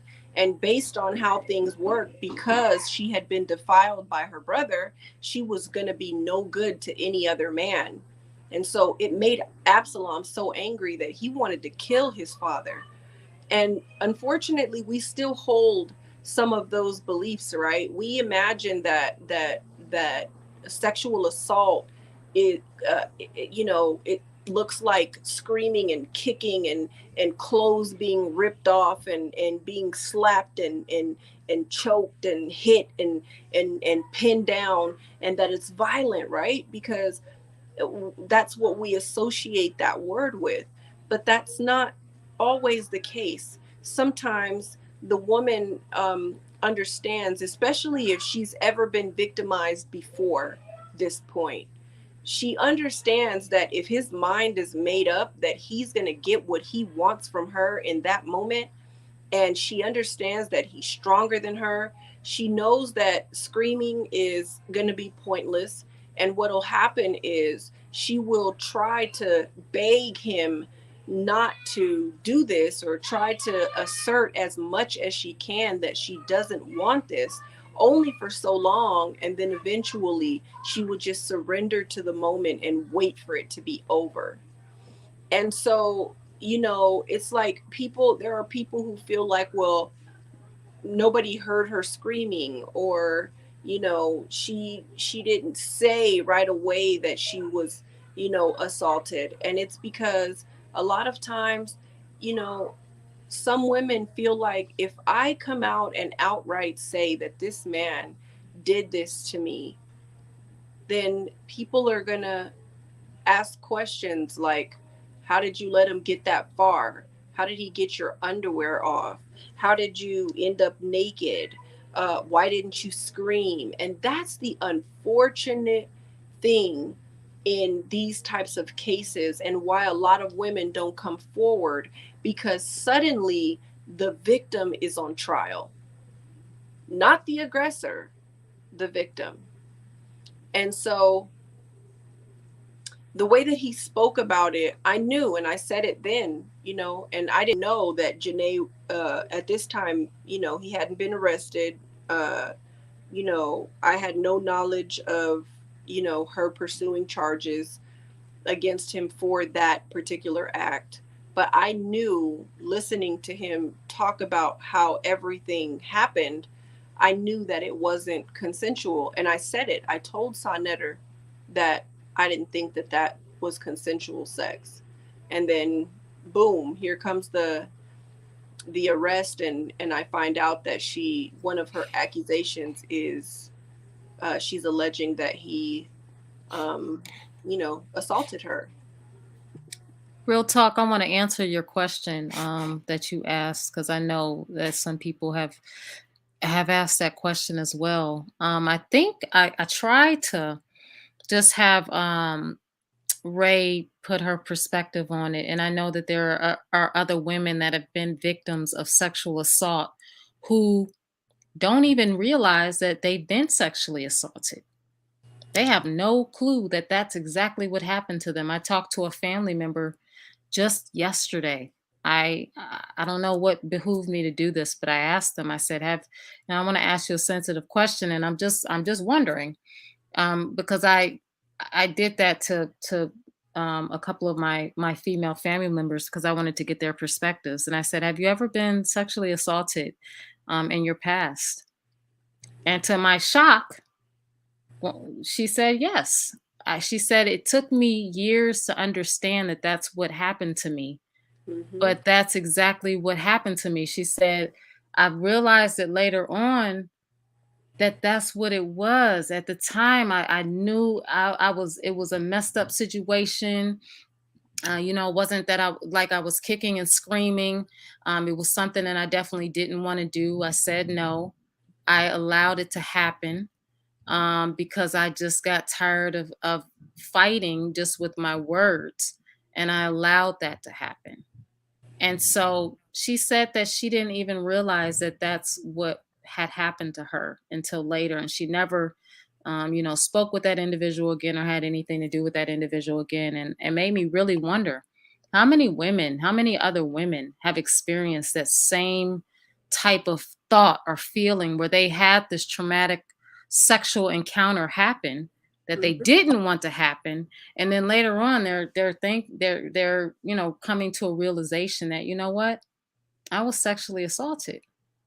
Even women who don't say no, if your body freezes up. I dated someone at one point in time, and I just want to also say this. When I spoke to Janae before the interview, she was still very fresh from being with the coach. She had just left like the day prior, and I remember some people saying she's doing this interview too soon. And I remember talking to her, and I said, you can do this whenever you're ready. You do not have to do this interview right now. I said, you let me know when you're ready. She reached out to me, and I was more than happy to speak with her. We talked on the phone prior to. She cried on the phone. It was a very emotional.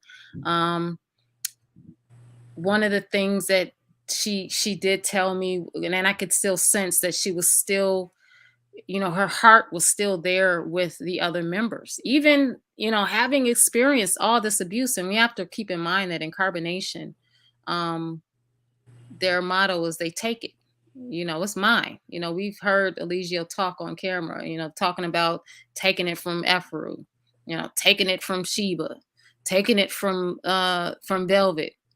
Velvet spoke on him, taking it from Syrian, taking it from Zoka. This is normalized in carbonation. Sexual assault is normalized in carbon. You're gonna give it to him whether you want to or not. You're gonna give it up. Yes. And so when I talked to her, I asked her. This was actually after after I learned of the charges. I talked to her, and I specifically asked her. I said, "Did you say no?" That's what I want to know. I want to know, did you say no? She said, I said no so many times. I just told him, no, I don't want to do this. I want to leave. I don't want to do this. He hemmed her up in the room, wouldn't let her out the room. He said, you're mine. Basically, I'm taking this. And I want to make this clear as well that Janae didn't come up with these charges herself. I hope that, the people out there that are doubting her have some type of understanding about the fact that the detectives are the ones that determine what the charges are based on the information that the victim provides to them. So even if a woman is saying, I don't know if that's what happened to me, but here's the facts, here's what happened from my perspective. Well, you said no. He persisted. He insisted. And then he took what he wanted. Well, that's sexual assault. That's what happened to you. Whether you want to press these charges or not, this is what we see. This is what we see it within the bounds of the law. And this is what we would like to pursue, along with the other charges that have been laid out here.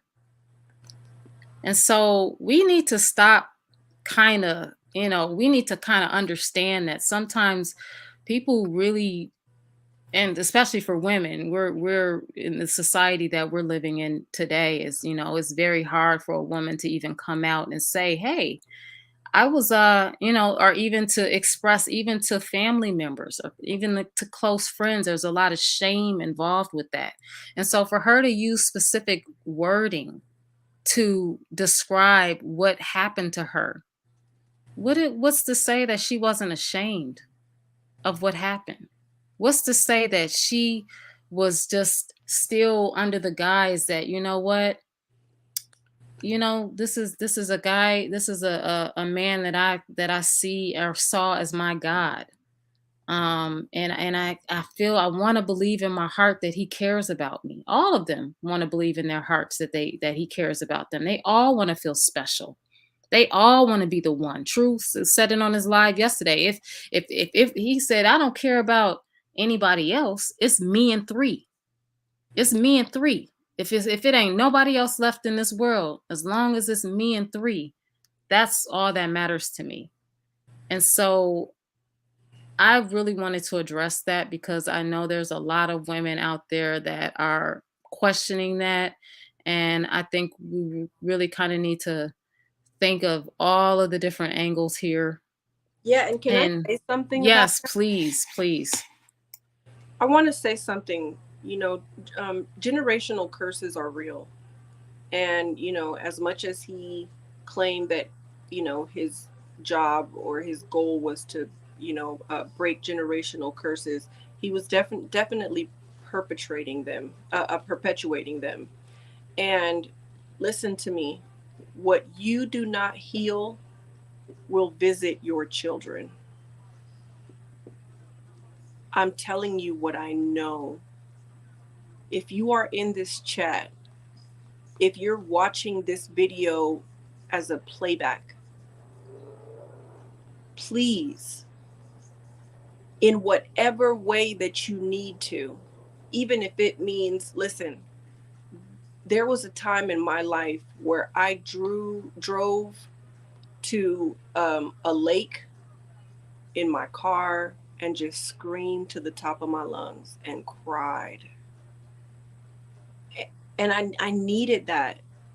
I needed that so that I could process the pain that I was in because of the things that had happened in my life. And because people say to us, Natureboy teaches that, don't be a victim forever. Get over that. Don't whine about it.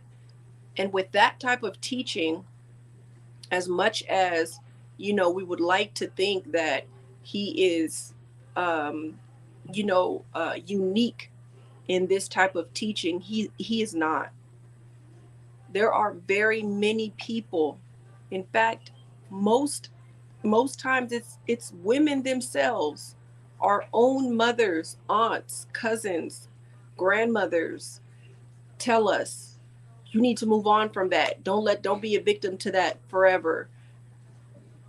Or they tell you to, just let it go and bury it, and give you ways of how to just compartmentalize such a trauma, and just get over it. But it doesn't work that way. There are things that we can get over, and then there are things that we have to get through.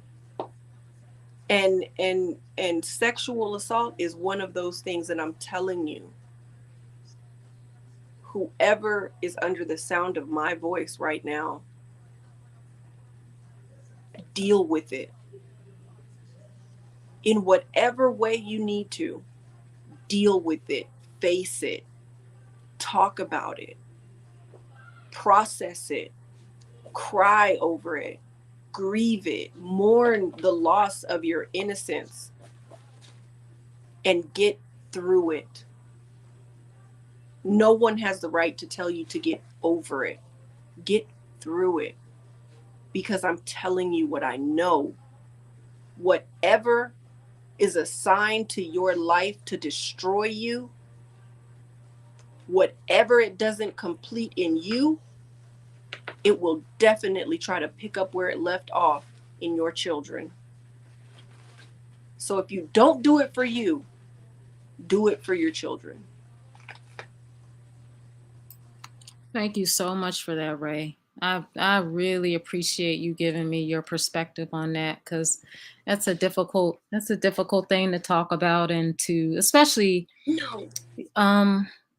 for someone who you don't just really truly wants to shed light on something but doesn't quite know how to do that. I've personally never experienced that before, but I know so many women in my life that have, and not knowing always how to be there for people that have experienced it. I will never forget talking to Janae and crying.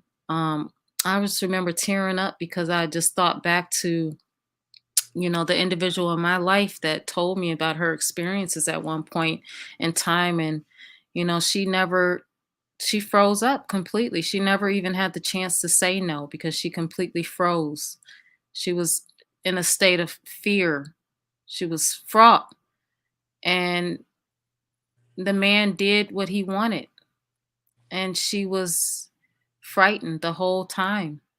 And I always questioned that. I said, wow, like, and so just thinking back to that, it would really made me emotional because I'm like, damn, it made me really understand what she went through, what she could have been going through emotionally at that time, and how it still had traumatized her even years later.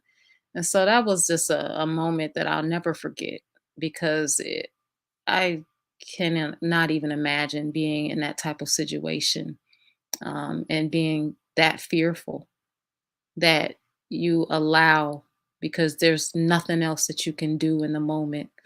So I really appreciate you, speaking life into that, and thank you for your perspective on that. Yeah, I let me tell you,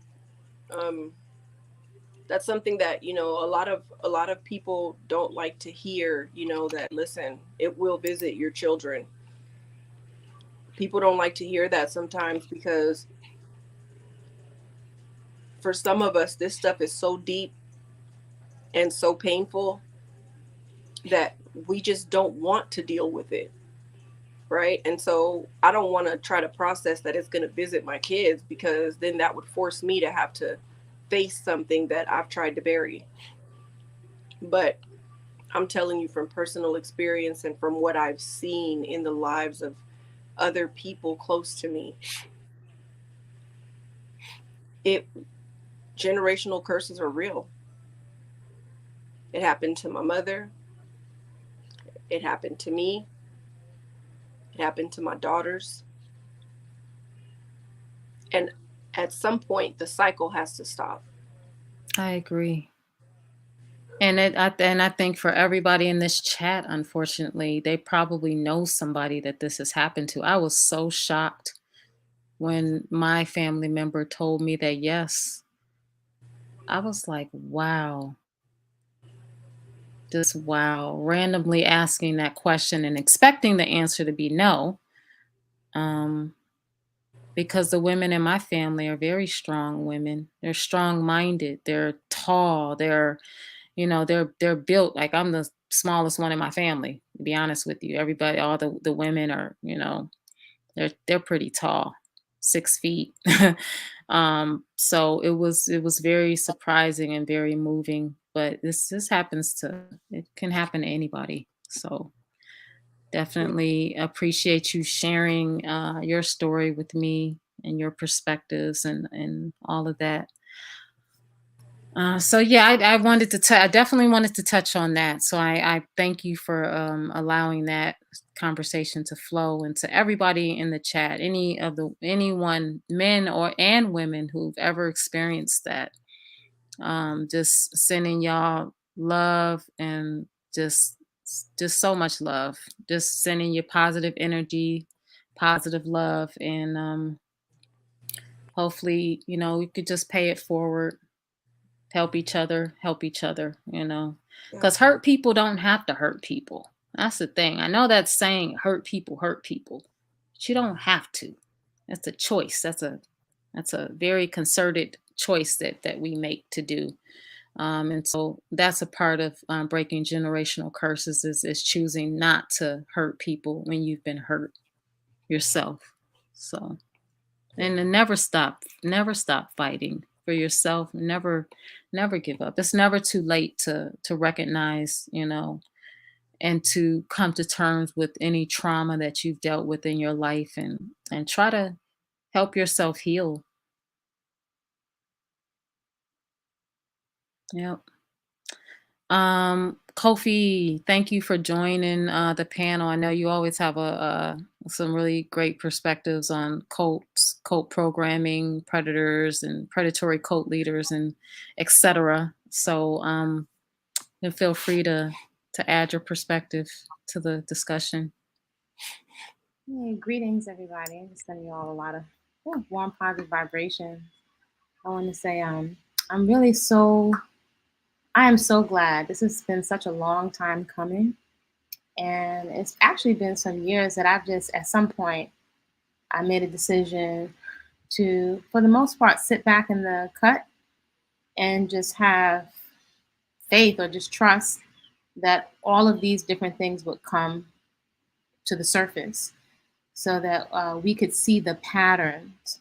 And I'm really so appreciative of Ray, her contribution, like hearing mature conversation. Actually, as she was sharing, I was thinking that as a culture of people, I think, you know, you hear quite often, there's been so much entertainment around this subject. I actually observed that the entertainment is part of our coping mechanism, right? That we become so desensitized to our pain without making us bad or wrong. I think perhaps the comedy and, you know, through rap and music, it's been one of the ways that we've had to cope with our pain. For most of us, especially the generations past that have dealt with war trauma, the Reconstruction period, the post traumatic slavery syndrome, the rape, the molestation, the bucking, all we really had was religion, you know, which, although there are definitely some universal principles for us to take from religion, but if we really think about it, we've been prepped for cults. We've been prepped for narcissism and for cults. We've been prepped to not think critically. Um, there hasn't been systemically any kind of tangible accountability when it comes to the mishandling, violation of, you know, men and women. There's been no tangible accountability in the system and even within our own community. So unfortunately, I think that this has been a hard, but maybe perhaps a necessary lesson for all of this. It's been excruciating to watch, for it to come to the surface so that at some point we could not be in denial about the capacity for deviancy, right, within our own community, because we're humans. I know, you know, we want to hold on to and recapture different parts of our culture, and we're piecing things back together. At the same time, we can be so idealistic, especially as women.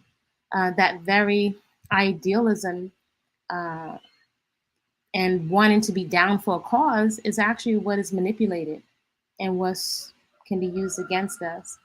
And I've seen and witnessed myself and experience. I'm a mature adult. Fortunately, I've traveled on my own. I paid my own way to travel across the world, and I on my own contributed to different communities and causes because that's something I really felt called to do, to put my money where my mouth is. And it did not feel good to have to come to terms with, oh my God, this person I looked at as a father figure, these other women who I trusted, and queen mothers and red, gold, and green, and all this idealism. At first, I couldn't wrap my mind. I could not wrap my mind around, like, is this the same person that I'm speaking to? Am I really hearing these things come out of these people's mouth? I'm thinking I'm in the tropics and I'm free. Then it occurred to me, no, you're isolated. So I'm just so appreciative of Ray, her level-headedness, and also UT, this the patience. You know, this is not a job that you're clocking into to be paid for, and just the level of personal integrity. Personal integrity. Something else Ray said that I said from the very beginning. I don't have an entertainment channel. It's not about views. I just left a lot. I parked a lot of information there with playlists for people to educate themselves about Black cults, white cults, just to know the patterns. Shared some of my experience, but I think we've been so traumatized that it's taken a while for us to process. Maybe we needed to see the pain up close, front and center, to see how we've been scammed, right? Because we're holding on to these ideals. So for Ray, she said something, get educated. That's something I said from the beginning, to get educated. And sometimes it would seem that it's flown right over people's heads.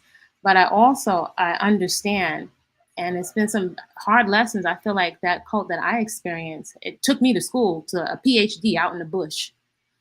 Maybe perhaps without it, I wouldn't have such a sharp eye for patterns.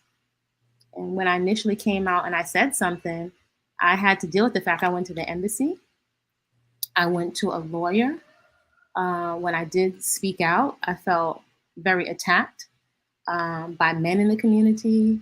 I'm thinking I'm sharing information. At least the least I can do is not have people come this way because they're looking at vegan food and raw foods and red, gold, and green and a black utopia. The least I can do is not lend my credibility for people to say, wow, she's a smart cookie. If she's over there, it must be good, because that's one of the patterns. People will use women and children as a beard to lend credibility, which people from the States, you all can't see from the States. As I will be watching these screens, I was like, it's right underneath people's nose, and people, you can't see everything from these screens. So I just really so appreciate Ray giving some very distinct, tangible take-home points for us to get educated, right? As well as Mr. Marquez, who's no longer here. And I'm a mother, and I had not without divulging too much, I had family members. So I have a whole other perspective. If I wasn't grounded with some maturity, I don't think I would have been able to get up and walk out of a cult, leaving all my stuff behind, the money invested. I mean, I was really heartbroken. I was so heartbroken. It's indescribable, the pain, and let alone the financial investment and it was so much. So it's come full circle. Hopefully the young lady will be able to stand on her square to share her testimony.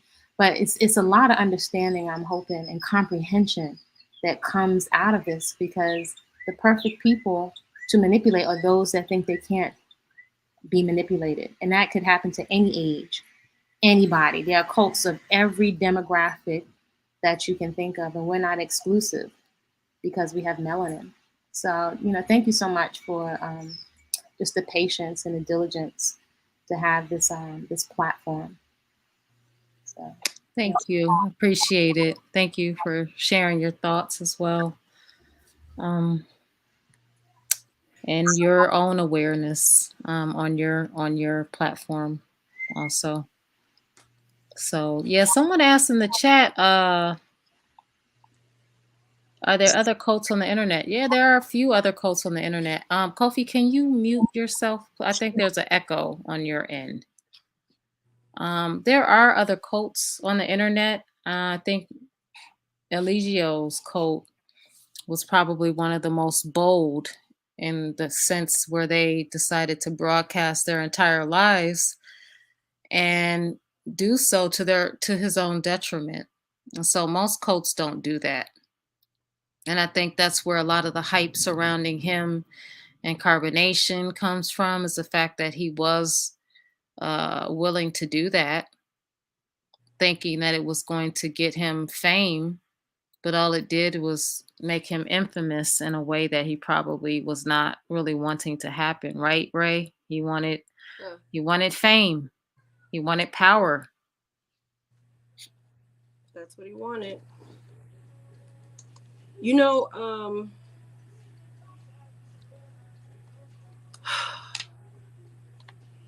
It's crazy because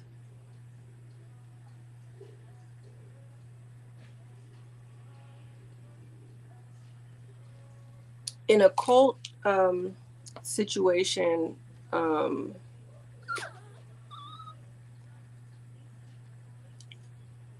there's such a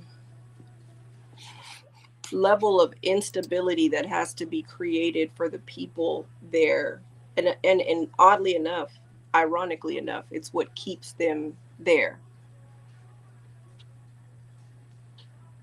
And so, what we were looking at as entertainment and what he thought would make him famous were really just behaviors that were a necessary part of his regimen. Thank you for saying it that way, behaviors. Because my whole documentation of him was all based on this behavior that I had not seen before in any group. And I used to always think that, I'm like, damn, I feel like the what's her name, who used to document the gorillas, the older the older white lady. But anyway, I would always feel like, this is like almost a science experiment for me. This is like you guys don't even realize you're like living in this this experimental glass, house, and I'm observing you. Yeah. And that's what it really was for me. It was unbelievable in some instances. And I know that, the way that I document is different, but I was able to, utilize a little bit of my creativity in the process. But I accomplished what I set out to accomplish in doing so. And I'm glad that I did it the way that I did, despite, the backlash sometimes where as people, really thought it might have been one thing when it really was just me using a little bit of reverse psychology and playing chess, not checkers, because I really do play chess. And yeah, Jane Goodall. Yeah, thank you guys. God, I love this chat. Yes, Jane Goodall. That's sometimes I would feel like that. Like they don't even know. Like he thinks I'm promoting him. Just like Jane Goodall promoted them gorillas. Yup. Right. Promoting you right to where you belong, sir. Right. But yeah, that's really what it was for me. I knew that it wasn't going to last and knew that it wasn't going to end well. And I'm just glad that so far, we've come to this point so far where, we're now on the 30th of April, guys. The solar eclipse birthday was yesterday. So he Yeah. spent his birthday in jail. Supposed to be And at 100% as of yeah, yesterday. he should be at so 100%. And he so should and be then able to walk up out that joint. exactly. So he's got a whole nother week to go before he finds out his fate again. And I know that they're going to do everything that they can to present the facts to the judge and see what they say. I'm just hoping that they're not lenient and they understand what they're dealing with. He's too much of a flight risk. He absolutely is. He has no permanent address. Yeah, you have to have a permanent address. You have to have, show odds for. Let me tell you something. When you go into court, these judges have a criteria check system, that checklist that they do, and you rate in each one of those criterias. They put a number based on different based on evidence, based on the way you answer certain questions, all the rest of that. And I'm telling you right now, he's not going to do well. Well, it'll be to his benefit at this point to, try to seek some type of, offers for therapy. If they offer him therapy, he better take that. Because that's definitely what he needs. And you already think you're Jesus and God, not just one, but you think you're both, and probably the Holy Spirit as well. And so, I don't see him. I see him, trying to maybe start his own religious faction in there, but we'll see how far that goes. But he has no morals and no bounds. So I'm very hopeful that we'll find out Friday. We'll find out what happens Friday. But my fingers are crossed, my toes are crossed, and man, my eyes are crossed. Right. Right. It's been a long time coming. You guys don't even know. I people keep telling me, oh, you're not gonna. I don't want to screen record another video of him. I was at my breaking point of doing this. Me and you both. I was so done, y'all, that I was praying to the Most High every day leading up to his arrest. Every day. Please let this be the last day. Please let this be the day. I was texting T when he was being arrested, and at one point people were like saying that they could hear him laughing and all this stuff. And I remember T, I was like, if they let him go, I'm done. Like Yep, you did. I was like, girl, they better not let him go. They brought the SWAT. They had to get SWAT approved. So it was initially just going to be them going to, pick him up. But, the more they found out about the cult and the more they found out about everything that had been going on over the past few weeks, it was just, oh my God, it was so stressful that whole week leading up to it. Cause I mean, I'm reaching out to my source like, oh my God, what day is this? Is this gonna happen today? Is it gonna happen? Like, when are they going to do this? And then somebody, I have to just speak on this rumor that I heard. Somebody with literally not a lot of common sense. Somebody said that when SWAT went in, one of the members said, "You okay, T?" Really? So y'all thought I was in the house? Oh, that made me so mad. Like when I heard that, I was like, they said, "Are you okay?" What? Teeth? They said, "Are right, you okay?" Teeth. It was probably Juju because he has some type of speech impediment where chief comes out as teeth, And then I also want to clear something else up where somebody was saying that there was a man asking to speak with Malia Tanisha. Yes, there was a man asking to speak with her. And that was an advocate for Janae. That was one of Janae's amazing male family members who was supporting her throughout this whole process. And he was there. He was, they were there to try to help these members to, break free in some way. And they're just not mentally there yet. They're not ready to break free yet. So no, I wasn't there, Goofy, whoever said that. I've never been a part of carbonation in any way, shape, or form. And also, yeah. Also, understand this.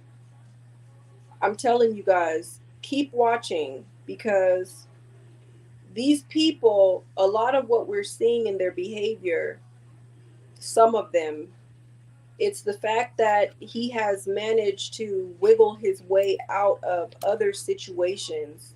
But see, part of the problem in those situations was whenever an American citizen is incarcerated in another country, they have to deal with the United States about that.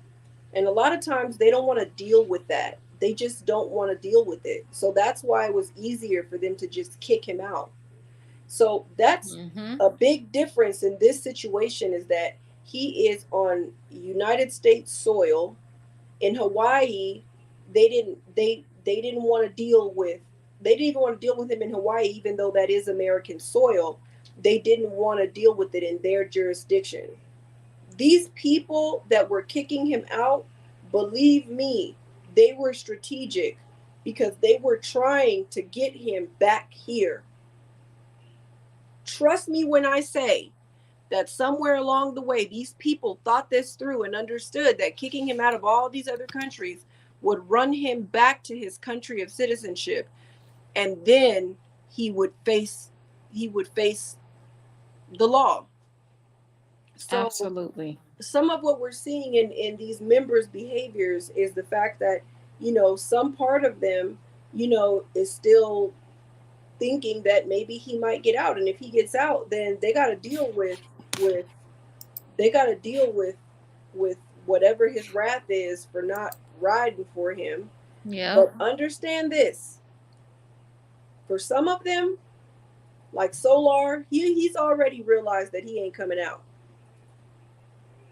But once they realize that he's not getting out, watch Malia.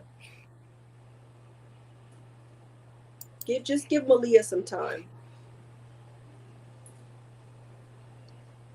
The thing about Malia is people think that Tanisha is weak, but in all honesty, her mind might not be as Gone. gone as you think. And not only that, to put up with what she's put up with and still be vehemently, stubbornly, even to her own, foolishness at this point. I feel that she's more foolish than she's weak. Yeah. She has her physically dealt with a lot. She has mentally and emotionally dealt with a lot. And I think perhaps we might be seeing someone who is being stubborn and refusing to admit to and even accept maybe the embarrassment and the shame that might be pending for her. Maybe at 50% right now, but by the time she finally breaks herself free of the trance, she's going to have to deal with all this flux of emotions that are going to be flowing through her, and she's going to have to come to terms with it. She will have to come to terms with it sooner or later. And she is literally probably fighting that with every breath within her right now, as she has been doing. She has also her family dynamics that she has to think about, leaving a son behind. That in itself carries a measure of shame, probably the highest that you could have for a mother. Like who would walk away from their child for any reason? And so there's a lot that she's going to have to unpack once she gets to that point, and she will get to that point. I do believe you, Ray, in that regard. I do believe that there's just a lot of just unfortunate, stubborn pride that's going on with her. Yeah. Excuse me, T.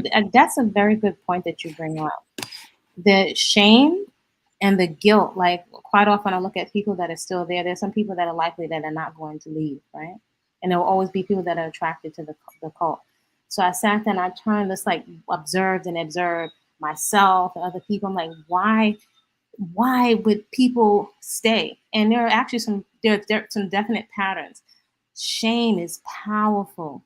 Guilt is powerful. And one of the initial key patterns with all cults is the auditing process, where members, they think that they have found, but this is pretty universal, a father figure to confide in, who they're revealing all of their insecurities or things they've done or have shame about.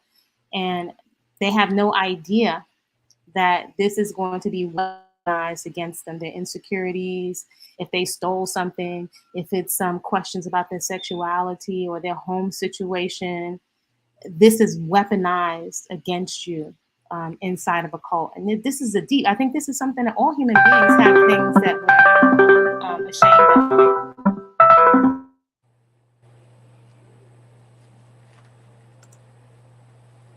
I think we missed a little bit of that with your phone going off, but that's not Sybil, guys.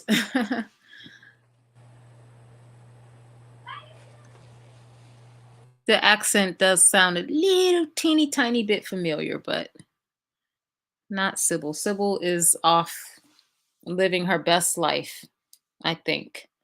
And I think her book is a testament to everything that, every woman has ever left and has accused him of doing something. Sybil's book, and Sybil's a mature woman.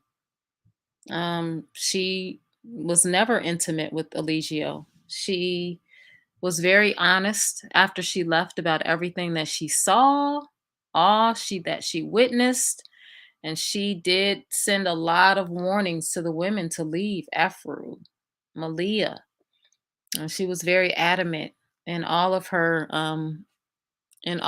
assertions about what was going on there and what she personally witnessed. So, hats off to her for the book. It's out there. And the thing about it is when it comes to like doing an investigation like this, it's so much there's so much evidence for these, these detectives to have to unpack. I think that It's good when they are able to just, go straight to the source and find what they need to find, and to be able to utilize that, toward the prosecution. But hopefully there's an ambitious one amongst them that is like, hey, let's research this guy down to the white meat, and find out everything that we can find out, so that we can nail him once and for all. I'm hoping that that's what happens. Sybil took a big risk in coming out with that book, because there are a lot of people that were looking to shame her or to beat her down. So I observed she was very courageous to stand on her square and to state her experience and not be bullied or shamed out of her experience, especially as she was a mature woman. There's so many reasons that she could have allowed herself to be shamed, and she stood her square. And I think she's a great example of being courageous and speaking out. I don't think we see enough of that kind of example of speaking out, whether that's um, molestation or different types of crimes or different things we see in our community. And maybe indirectly we don't consider as women what it is we can do to shift the climate so that there's some tangible accountability, right? So that no one thinks they can just do whatever they want financially, or emotionally or physically to women, because there's no consequences. Predators only respect consequences. Yeah, that is very true. And a predator like Eligio doesn't respect a lot, but I'm sure that, this has been. Ray, what are your thoughts? Do you feel that it is possible for Eligio to be humbled in any way? I mean, at his initial bail hearing, his response was outstanding. He probably knew by then that his bail was going to be denied due to the circumstances. But what are your thoughts on that? His ability to be humbled or to feel some sense of humility. Well, my opinion may be unpopular, but I think with man, no, but I believe that God can do anything but fail. I do think that God has the ability and knows how to humble us. In and of himself, Natureboy Eligio, um, he can't be humbled because, as I told him, it's hard, it's impossible to speak past the place that he's at mentally. But I do believe that um, if something happens spiritually, I think can anyone can be humbled. But again, that takes work on that person's part. So I guess the the the current answer would be no,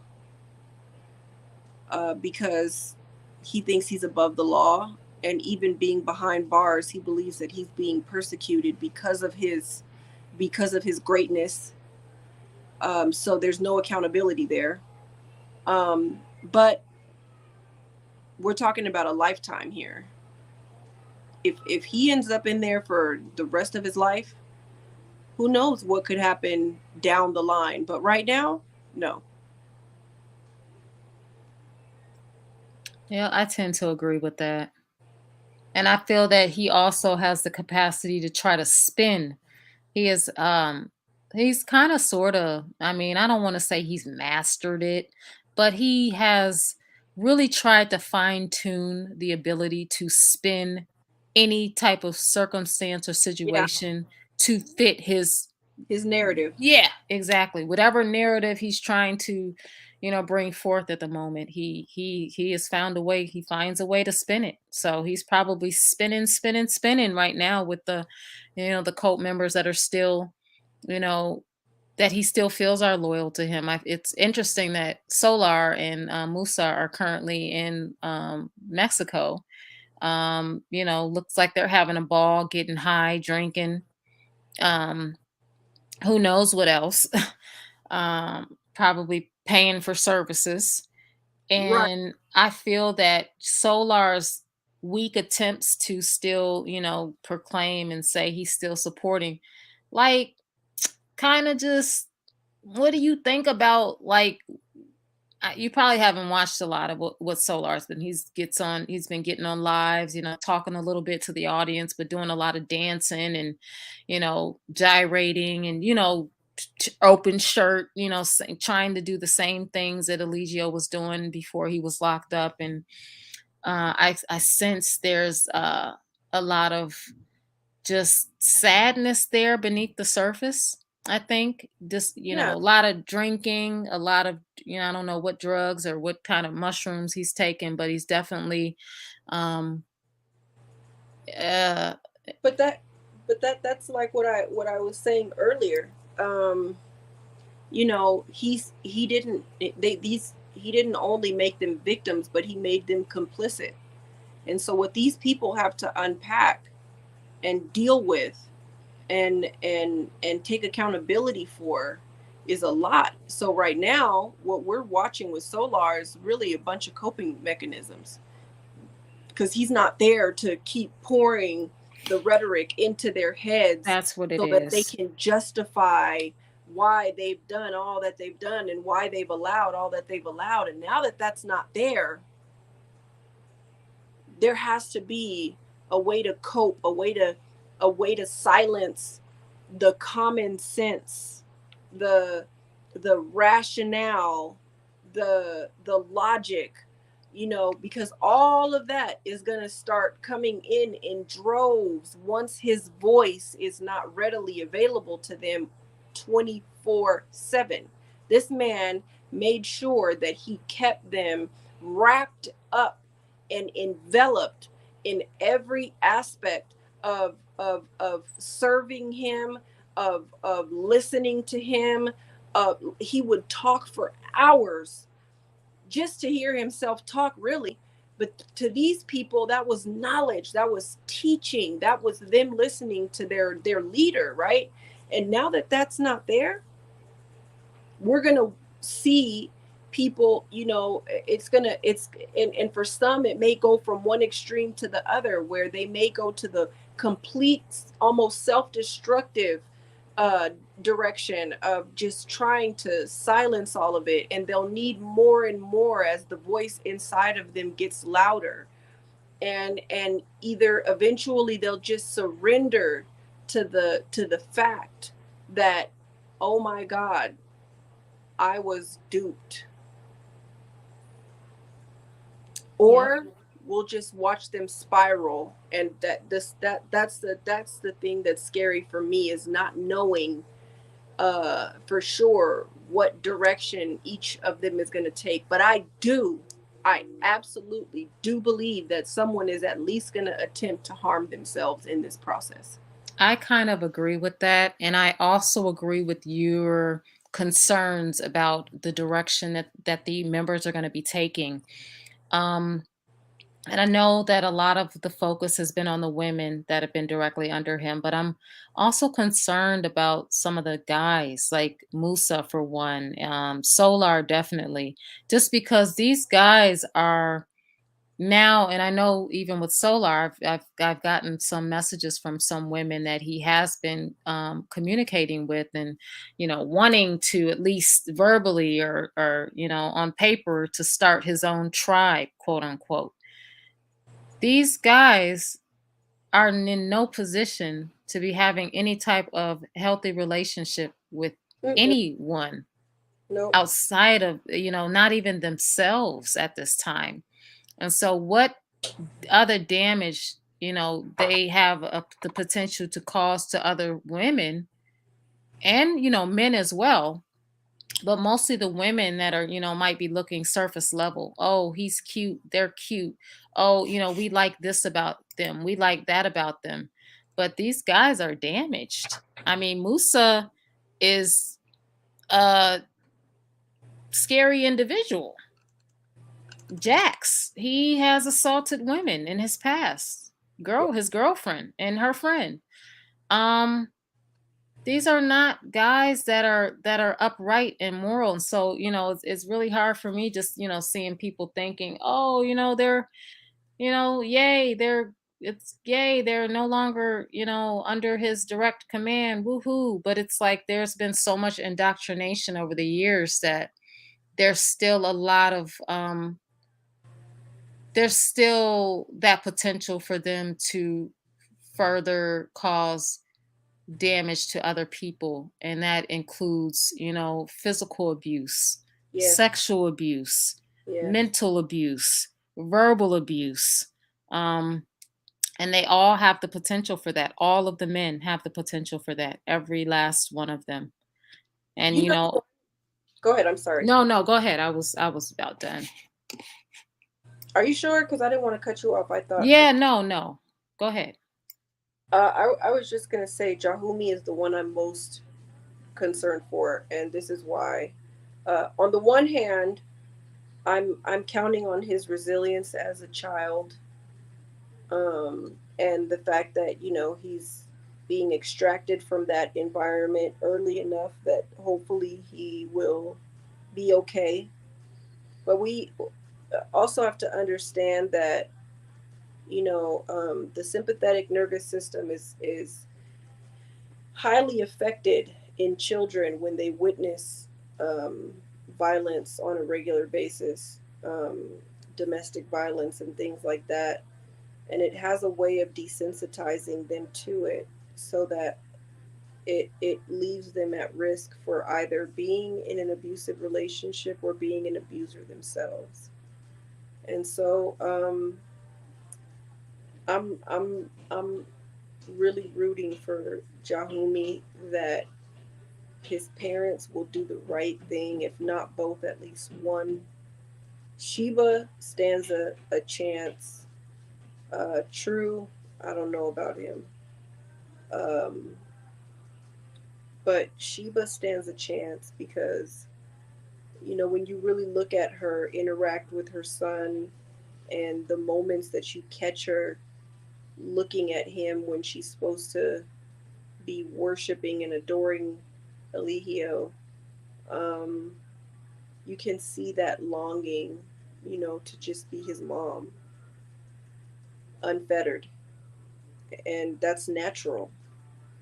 But there's that battle, there's that inner struggle that, I'm supposed to love my God more than my son. And so, I can't really display too much of, Mm-hmm. of this affection. And so, I'm really hoping that that again the extraction of the environment from the environment will cause these people to snap out of it, and hopefully Sheba is one of the ones that goes in the right direction. I have to completely agree with that. My heart really melts for Jaomi. And I know that so many people reached out to CPS, guys. Please trust and believe that they were blown up when it came to Jaomi. And I'm not sure, what the, what are the, what's the baseline in Georgia as far as what constitutes as emotional abuse, or if they even take that into account when determining whether or not to step in. And typically if a child is being properly cared for on the surface, they're not going to just take that child away. They're going to offer services um, initially, I believe, and then they will step in if the child is being, if there's physical abuse that's visible, that's evident, sexual abuse, things like that. But unfortunately, I think it would take a family member really stepping in and petitioning the courts and really laying it all out, and really so people have an understanding of what he has been through emotionally, psychologically, and verbally. He's experienced so much verbal abuse by proxy. Yes, Um, and you're right about that. There's also in when it comes to child protective services, what Sheba needs to be careful of is that there is something called failure to protect. Now, of course, because we do have, too many more children than we should in the system, and there aren't enough foster parents all the time. Their goal is always to try to reunify, right? They do the process of reunification to try to, foster an environment that the parents can be, um, rehabilitated from whatever it is that's causing them to not be able to be capable and responsible parents. Um, however, um, failure to protect is a very real charge in child protective services, and that goes beyond just doing the bare minimum and showing that your child is fed and all the rest of that, but that goes into what you're allowing to happen in front of your child and to your child, as you said, by proxy. So that's something that we're going to have to watch for, as this unfolds, if Sheba and True are going to have to face the music for, there's that fine line between neglect and failure to protect, and Sheba definitely falls under failure to protect. Great point. Great point. Thank you for pointing that out. That is so true. There is something. Can you hear me? Yep. Yeah. So the person that I dealt with is some of these older cult leaders. They're these new guys that they're smart but more street smart. They're not so savvy. The gentleman or the man that I dealt with, he's extremely strategic, and they watch what has happened to the older cult members. Like literally, there are preppers, there are folks that are maximum security prison, like they've been around for a while. So the gentleman or the person that I dealt with is in his 70s, right? So he's not stupid. He's very well aware of uh, Dr. YORK, and pretty much all the cult leaders. So he sits back in the cut. His situation is, they've got his land, he's got people with resources, so he can sit back. And there's several things that they count on. They count on getting some of the fallout of people that are like, wow, that cult failed. And as people are very curious from the States and start researching names that are dropped, they count on you landing. Some of these thousands of people, there's going to be a couple of people that land on their website, read their books, or are interested in vegan food or whatever, and they count on getting a little trickle of people from these other different camps. So people crisscross camps, and they count on getting members from other failed or collapsed. Yes, who are already indoctrinated. Bingo. So and it's a pattern. Usually people, if people are really paying attention, there's a whole bunch of people that have jumped from one cult to another. If people were to take and open and magnify the screen and look at the faces, you would see so much in the thumbnails, and people, it's right underneath people's noses and they don't even see it. One of the other things that they count on, and I've heard this come out of the senior members and the cult leaders' mouth, they count on you feel, and they indoctrinate this. They count on you feeling like you have nowhere to go. Yes. Family. Also, they'll start telling you the system, it doesn't have sufficient services. Nobody really cares about you. Therapy doesn't work. All you're going to do is gain weight when you were out there. You were misused or on the street already. This is the best thing that ever happened to you. And I was a working person. And so it's the principle of it, right? He said, this is the best thing to ever happen to you. That's what was told to me as a mature woman. So they're counting on several things. Additionally, so I'm sitting in the rainforest in another area in Central America. And so we didn't have Wi-Fi, right? You had to get in a car and go to get a signal for Wi-Fi. I'm thinking it's peace and quiet. It took me a while to realize that, hey, you're isolated.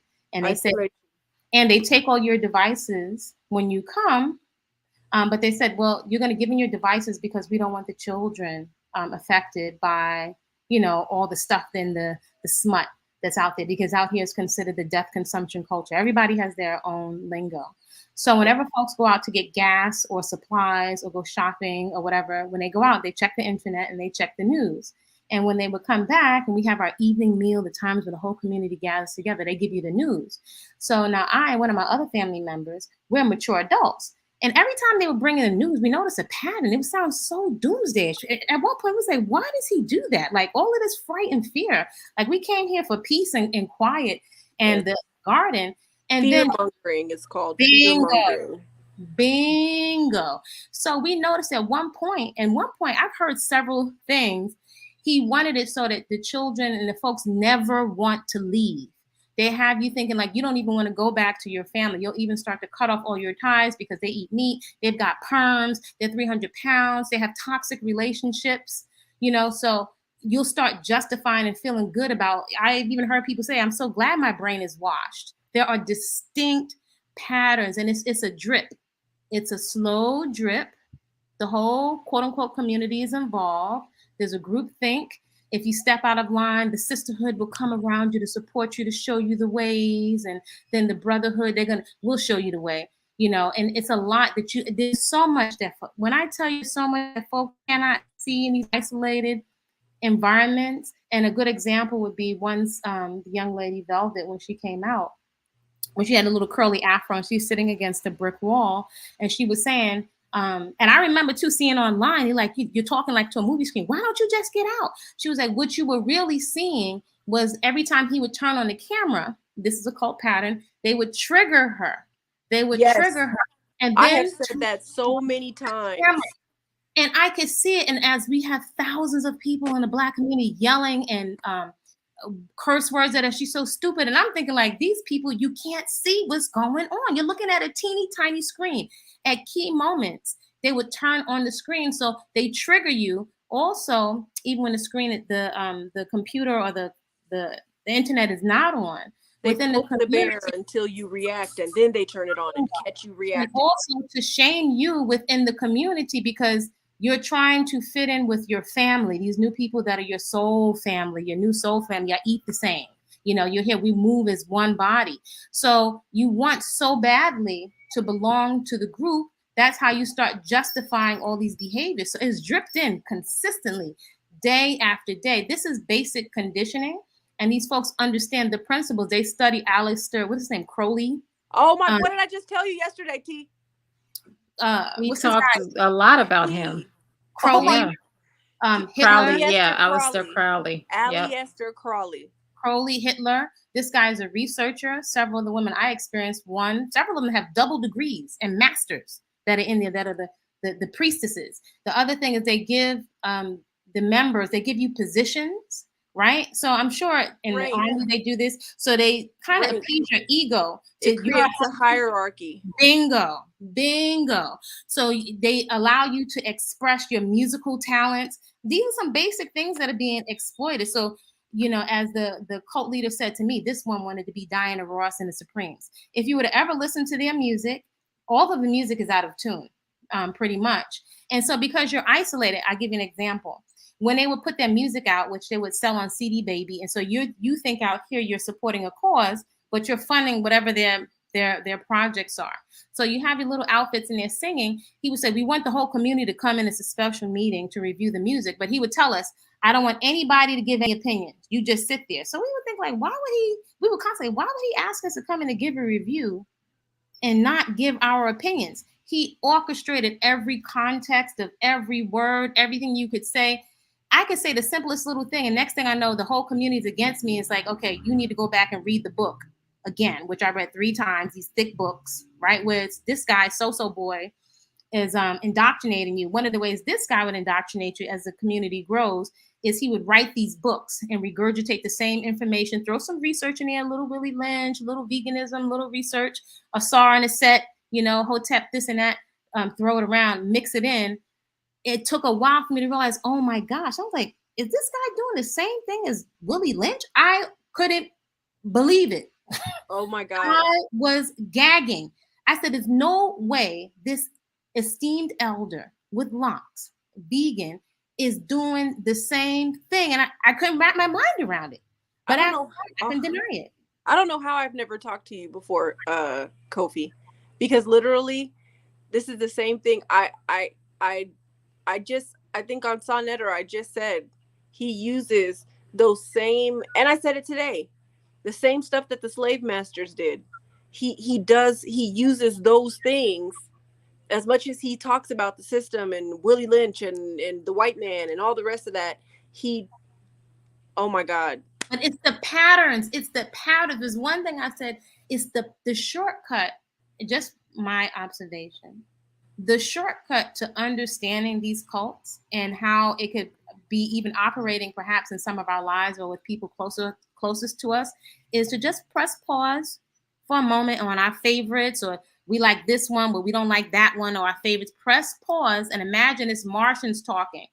Don't look at your favorites. Look at the patterns. The patterns are distinct. Yes. The group, the patterns. When I started, I heard of Jim Jones. I didn't know that much about them. When I finally got out, the other person that got out with me, we still had a family member inside. We just had to decompress. So we went from Belize to Guatemala just to get away and to decompress. And as soon as I got my hands on the computer, I just started researching. I said, oh my, I had chills. I said, oh my gosh, I had to go back and get my family member out. And it was almost, when I tell you it was almost impossible, I was like, I'm not going nowhere. I refused to move until I get my person out.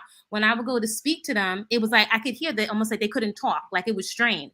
And I said, wow, this cat is going to use my family member as leverage for me not to say anything because I've seen too much. I know everybody's legal names. People don't even know people's legal names in here. This is how trusting we are. This is how much very good qualities, wanting to be down for a cause, is exploited. The patterns are 110%. When I watched Jim Jones, and that we sleep on groupthink. The groupthink is Nexium. The Buddha Fields, the Purple People. There's a lot. The Source family. If you look up the Source family, it's almost ditto, a Caucasian version, a vanilla version of what I experienced, almost down to the clothes, the raw foods, everything. Ditto. So it's not even original. When I tell you I was sitting there gagging because I read a lot of books, I read a lot of history. Oh, this makes sense. America's a cult. That's not the problem. What I hadn't banked on and what I was not familiar with was the manipulation. That's the patterns that I could pick up on just from having lived a bit of life, some experience, having traveled on my own, not being so dependent. I could always leave if I wanted to because I came paying my own way. A lot of the young people that are coming in are on the outs with their father or their mother, or they have a health condition, or they're autistic. So it's a very particular, specific demographic that they're targeting. And with the older women who have money, my peer and I, we were cash cows because we're mature women. So just like you see in Dr. YORK, his spot, and this other guy, YADA, and a lot of these cats building pyramids, our money helped as the cash cows helped to build. There's some pyramids right here in Belize. If you were to drive by it right now, they're dilapidated. It's dilapidated and dirty. So we were supposed to be there to help bring money in from people from the States. Like, wow, it's like an amusement park, or like, oh, you go get see the soothsayer and the spiritual healer or whatever. So women quite often are used as the front, and we don't even realize that our character and our wanting to be down for a cause is actually what is being manipulated. Is actually what this happens in churches. It happens in all religions and new ways. So it's really for us to, I think one of the lessons perhaps that can come out of this, and maybe something we don't want to realize because we want so bad to believe in something, it's the discernment. It's not the people or the personalities, it's the principles. So I give two cookies out about a person or personality. It's the principles. That's what allowed me to get up and walk out. I didn't need them to help tell me to take a perm out of my head. I didn't need them to tell me to be healthy. I didn't need to tell them to tell me to start a garden. Those were things I was doing and exploring already on my own. So it's very simple things about women and men and young men that are being exploited. Everybody there wants to do right or rectify some wrongs and be down for a cause. And that's part of what they're holding on to. They think they're a part of a cause. That's it. Have you read Terror, Love, and Brainwashing? No, I haven't read it. I've done so much research. Was like dizzy. I had to come away. When I came out, I'll be honest, for the few minutes that I'm still on here. When we first got out, for weeks, I was just crying. I was just sitting in here crying and decompressing, not being able to wrap my mind around. So I did so much. I didn't read that book, but I can't even tell you how much research I did for years. And I was like, okay, maybe if I just put a playlist, every time I would find another cult and another cult and another cult, I would say, I need to put the black hole. So let me just put a playlist, because maybe somebody's going to do some research. Somebody somewhere is going to do some research. And one of the few people I saw do research was Mr. Marquez. He was the only parent. He was the only parent. He was the only parent. And I can't even knock the other parents, because people had different sicknesses and other things going on. I've talked to different parents of members of the cult that I experienced, right? I was like, I felt I got to do something. But this man turned over every stone of research. And initially there were different channels that initially started out speaking out, and all of them started turning against each other and it all turned into something else. So I was like, I can't even go on any of these other people's platforms, because everybody's ego got triggered and it turned into something else. And I was like, I'm not here for entertainment. This is actually like some dangerous situations. Oh my God. So at some point I was like, I'm just going to be quiet. I was like, I'll just put as much as I can onto this little channel, and maybe somebody will get it to do some research. But if you don't have a fancy thumbnail and just all of this other stuff, I was like, well, the best I can do is put some information there. I went to the embassy, I went to lawyers. But when I tell you, when you trigger us as a people, we're easily triggered and we're easily emotional. When you trigger that, we get blinded by the ideal, and we want to rush to defend somebody who we don't know, who we haven't vetted, because of what this father figure represents for us. Is triggering something deep down within us. Like, this is the last semblance of a father. This is all we got. So regardless of if it has any deviancy, so what? We got to protect it at all costs. And the deviancy is inserted little by little. Bingo, it's drip. It's yeah, exactly. It's like they'll start having conversations with you, like Natureboy early on would say stuff like, the legal the real age of consent for a girl is right when she goes through puberty.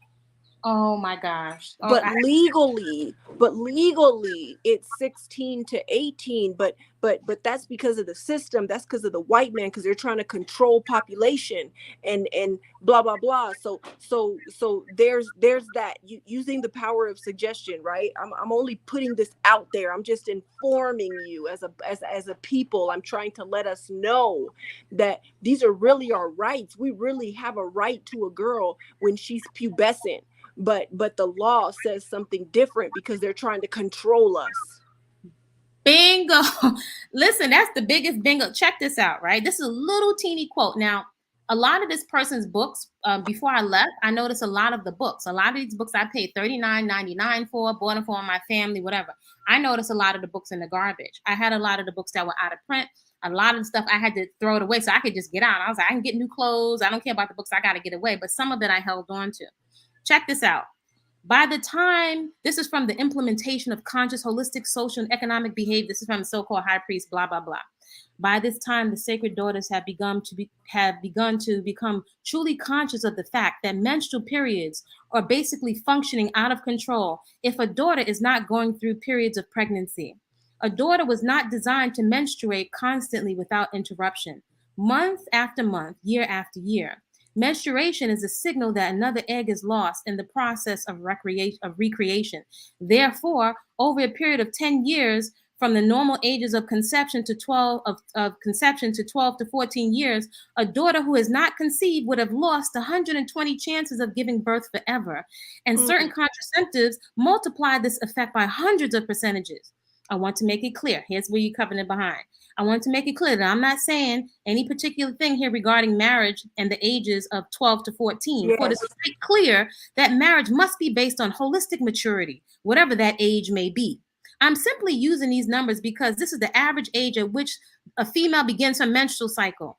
This example is provided so that you can utilize your divine imagination in order to determine the effects on a female's body when she reaches the ages of 31 to 35 and she has not yet given birth. Thus, it becomes clear to the holistic living daughters, as well as to the sons, that early childbirth is a very wholesome act. It begins to become clear why the average daughter who starts to produce children early in life tends to maintain her youthfulness and the ability to continue to reproduce, while others with a concept of limited or non-production find themselves aging quickly without a youthful attitude and with a tendency of reaching early menopause. Okay. That is scary. Now, I posted this again. A lot of the books I just dropped. This is one of the books. I don't think you'll even find this. I'm one of these people that just wants to get every book and every tape. If you go to Instagram, and again, I like to be in the cut. I just copied a couple of pages and I just put it there as little breadcrumbs. It's a little teeny page. You don't have anybody on there. I put a couple of copies of the pages of this stuff on there. It says Quatamani fraud. Look it up. If you like, just in the effort to do research. So they're all spinning off of, in one of his books, he was also giving homage to Dr. Y.O.R.K. So they're all coming through a specific frame of thought. There are consistent patterns and they study each other. They study each other. Yes.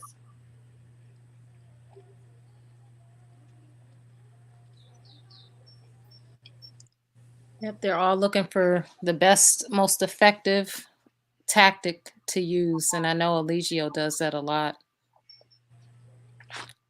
Mm-hmm. So that isolation that you were mentioning early in this case, what he would do, especially because some of those women did have healthy family dynamics, he would find a way to make them feel like these people don't understand your journey, and therefore they're not in support of it. And you would hear these women call these people, you know, their families, my Babylon family, my Babylon son. Bingo, bingo, bingo. In this case, the term is called the death consumption culture. So without a frame of reference, and I'm not trying to sound funny, many people would go, now mind you, all of the music is out of tune, right? You'd wind up going over to the page and people thinking they're being, you know, inquisitive, and you start listening, you'd be like, wow, this makes sense. Wow, they got vegan food. Wow, actually none of the women are overweight.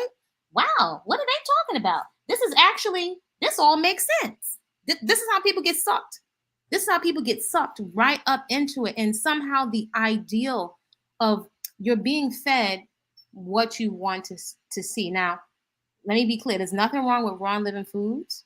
That's how I like to eat healthy, unprocessed foods. There's nothing wrong with a garden. There's nothing wrong with natural hair. These are things we all, you know, a Black utopia. But it's the things that are not said, and it's the manipulation. I had to come to terms, you know, because your mind keeps wanting to say, well, this got to be 100 times better than what's out there. All the young people that are there, I guarantee, even some of the older ones thinking like, well, if my husband was cheating on me, and that's, I'm not going to go into the legal names, but there are quite a few women that were there. When they came in, they wasn't supposed to be mated to this cat. One of the youngest women in here that's from this country. If he's in his 70s and she came in her teens and that's his mate, I'm going to leave that right there. These are things that even the family members, you cannot see through the screens, and the family members are being manipulated because they're so scared for their children to be okay. At some point, I'll be honest with you, people just come to terms with, well, they're of legal age. I know they're not drinking and smoking. They're inside a cult. Maybe that's the best place for them to be. Wow. Yep, I've heard it come. I'm just saying, I've spoke to some folks who knew that their children were in there. And again, many people that come in have issues before they come in, sometimes emotional, mental, marriage, even though they were accomplished sometimes in society and had assets and cars and homes. But in terms of the emotional, mental, that's what they're counting on. That's what these manipulators know, that you have those emotional, mental insecurities. You have your, let me just give you an example. This may sound so silly, but we're sleeping. When I initially encountered this cult, I'm trained as a chef. I'm also a personal trainer. I was interested in food classes, right? And so they said something like, "We noticed you have." They communicate with me by email. We noticed that you have a lot of acne, like, and started just talking about things. And I was like, "Why are you talking about acne?" And believe it or not, little teeny insecurities and how they start to get inside of your psyche. Like, you may have noticed that there's some people, a lot of women go to these coasts to lose weight. I know that may sound crazy. I know that may sound crazy, but they will get you on some basic insecurities or have conversations around you not being chosen, or you want to be treated this way or that way. And we're going to prepare a sacred son. We're going to prepare a sacred son and daughter for you. We're going to make sure. I'm just saying, it's a lot of things that onlookers is going right over people's heads because of the entertainment factor, and because I think perhaps as a community we've been desensitized to our own pain. We're so desensitized that we're not picking up on the red flags, right? There's no sense of urgency to shift the climate. Well, we have social media to thank for that, because see, the thing that we don't understand psychologically is that because of how the brain works, we were not created to see the level of violence that we see on social media as often as we do. And the more that we are exposed to it, especially early on in age, through video games, movies, TV, social media, all those different things, slowly but surely it desensitizes you to seeing it. That's why we have kids that can watch a man drown in a lake and all they're doing is watching with their phones out. That's why we can, we have people in the middle of a mass shooting, they got their phones out and you can hear them chuckling in the background at, like, oh my God, he running fast. Look at him. He gone. Like that. That's not just because we're sick and twisted as a people. It's because our brains have been desensitized, and that's why we have to know how to purge sometimes ourselves of all of this. How to listen. I go on social media fast. I will not go on any social media platform for in a certain amount of time, just to kind of detox my mind. Bingo. Because I never want to get to the point that seeing something that's supposed to shock me does nothing to me. Or worse, that I view it as entertainment. It's so funny. The opposite end, and again, this is how savvy these cats are. They take that same principle and say, this is why we don't expose the children to any of that. And you're thinking like, wow, that's good. But they take it and they flip it. They spin it. You're trading off that trauma for another type of trauma that you don't see coming, because you're looking at the trees and it's tropical and we're eating live foods and I'm losing weight. So you're not looking at the meetings, the private meetings inside the pyramid that you're being taken into the meetings. You're not looking at the fact that you can't express an opinion, or when the so-called high priest asks a question, I'm watching grown adults, male and female, saying, high priest, which thing do you want me to say? I'm like, what the heck is that? How are grown men asking this person? You're trading off one thing for another. So they already have scanned. They know what your insecurities and your fears are. So they take and they spin it. And this is where I would say, as a community, as a collective, it's like everybody's taking a turn. Politicians, religious leaders, everybody's taking a turn with manipulating the trauma and the insecurities and the old memories. And so we don't know which way to go. So some people are running to the cult just to think they just want a sense of peace. They don't want to deal anymore, because a lot of folks are at their wits' end with so much trauma. So it seems like it's better, and it will take a while for you to be inside before you to realize that you're trading off one thing for another. By the time you realize that, you're like, I'm so vested in, I don't have a baby. I don't been here this many years. I don't cut off my family. I might as well stay. This is better, especially for a younger person. This has to be better than they got wars out there. They're dropping bombs. I might as well stay in here with the trees. And even if we're just eating peanuts and some sprouts, this got to be better than what's out there. but you've surrendered your ability to make decisions for yourself. That's It's right. amazing. And check this out. That process itself is actually something very interesting. So when you come into the environment of an extreme environment, what happens is an inner struggle happens, right? Your common sense, your logic, your morals, they start screaming inside of you. And so there's this kind of inner struggle that happens. And when you surrender, that inner struggle stops. And so it tricks the person into thinking that they must be moving in the right direction. But what they're actually experiencing is a surrender of their own thinking for the thinking of that leader. Bingo. Bingo. Oh my gosh, bingo. Sometimes I wonder, I was like, oh my gosh, I wish my folks would just read or research. I wish we would just read. They trust that you will not do research. Do you realize that most of the people here don't know the legal names of the people they're dealing with? And the folks, they change your name several times, right? So for example, I as a mother, I was very conscientious about my name and my legal name and when I'm traveling and my family member's name.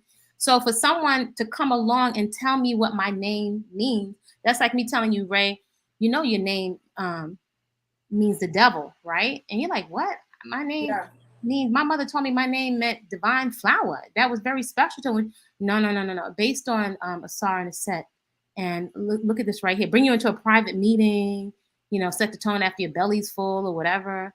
Set a whole tone, whatever, and start to change the whole context and change your whole narrative. And when you suspend your ability to think for yourself, and you've done this day after day, you start to question yourself. You start to question your very ability to make the most basic of decisions. I was actually taught, what did this guy tell me? He told me something to the effect that, he told me I wasn't qualified to make certain decisions. And I was thinking, like, is this guy crazy? I'm thinking I'm out here. It's my making decisions that got me to Central America and to downsize and to travel all over the world. This guy was trying to give me problems that I didn't have. So I had actually a good, I'm a human with flaws, but I had a good groundation. I had a sense of self. I had my grandma Lou, simple woman with her plaits and rolling up her pennies. And I had my Kwanzaa celebrations, and I've done my selfless service, and I've done yoga and went to ashram. I had a sense of self. I wanted community, people that were eating healthy. I wanted to share resources. So I got some really good lessons. And one of them was, I can't make the assumption, or I love my culture, aspects of my culture, but I no longer romanticize someone because they're Black or because they're Rasta, they have red, gold, and green. Human beings have the capacity for deviancy. Mm-hmm. I must be able to vet. Vetting is one of my favorite words now, is vetting. I didn't really know. I'm a mature one. I didn't know what vetting was. But vetting, concrete vetting, Interpol, right? When you come over to these countries, you have to go through Interpol. They have to run a police record and a check on you to make sure. They'll check your disease status. They'll check if you're on the run from the law. That's a process you have to go through here if you're staying beyond your vacation visa. So I can see young people wanting to travel overseas for an adventure and haven't done any kind of research. There are plenty of people that are traveling quite easily and safely.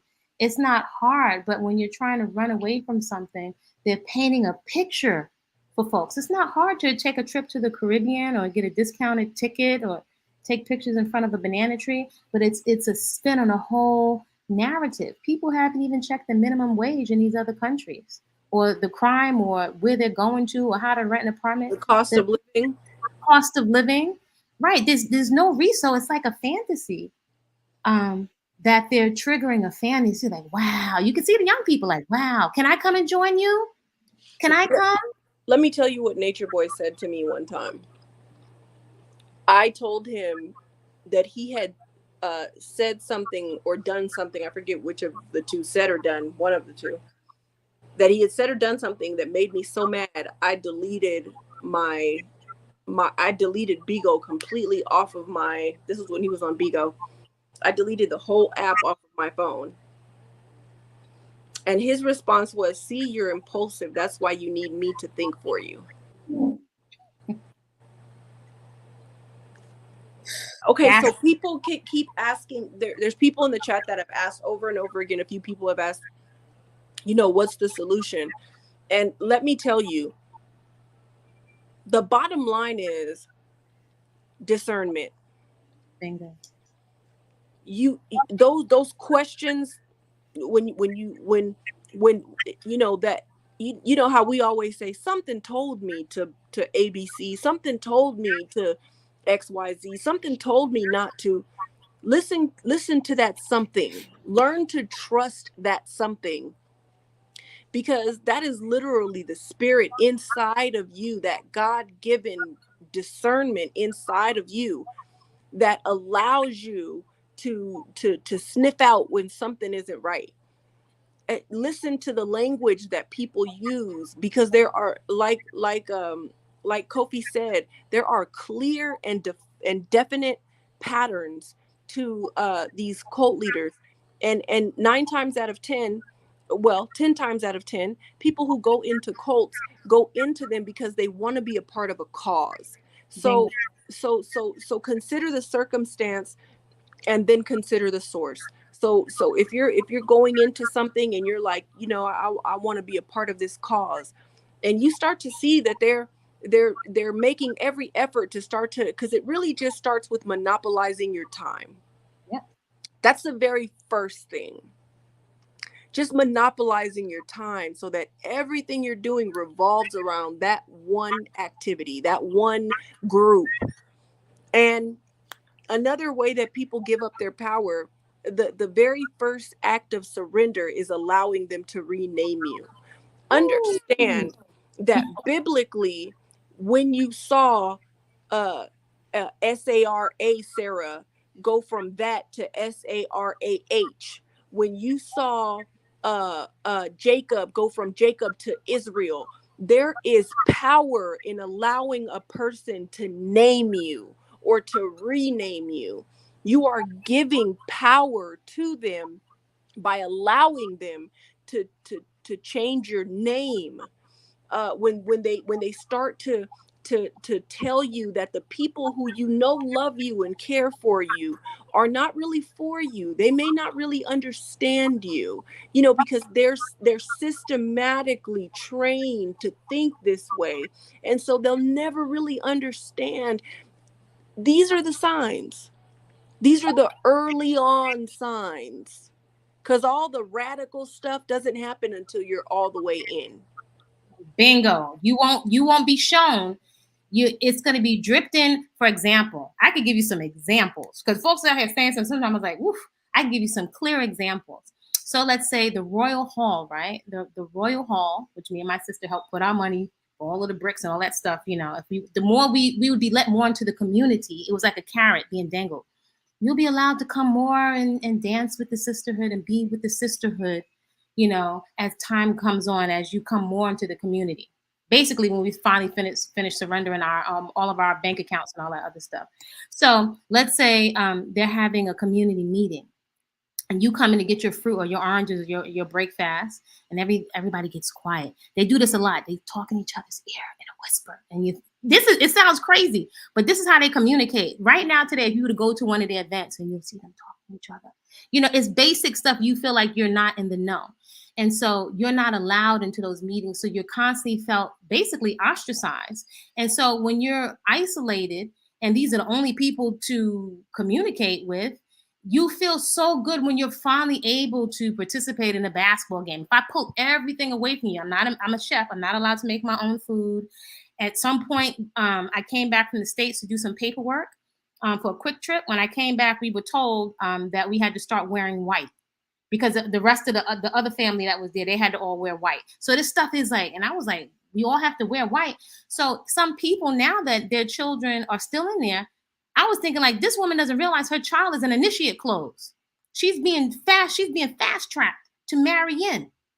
So when I tell you this stuff that you can't see, you can't see. So you felt like you're left out of something. And what do we all want? We want to belong to something. That's a very natural, innate human need that is being exploited. And let me be clear. It's a way that they do it with men, and it's a way that they do it with women. We all have the ability to be vulnerable to that fathering principle that for many of us is missing. Even if we have fathers in the home, if they were very stern or not very emotional, this is one of the main things that's manipulated. Or you may attach to one of the older women and you're literally groomed. You're literally groomed for a relationship. At some point, they're going to park you somewhere.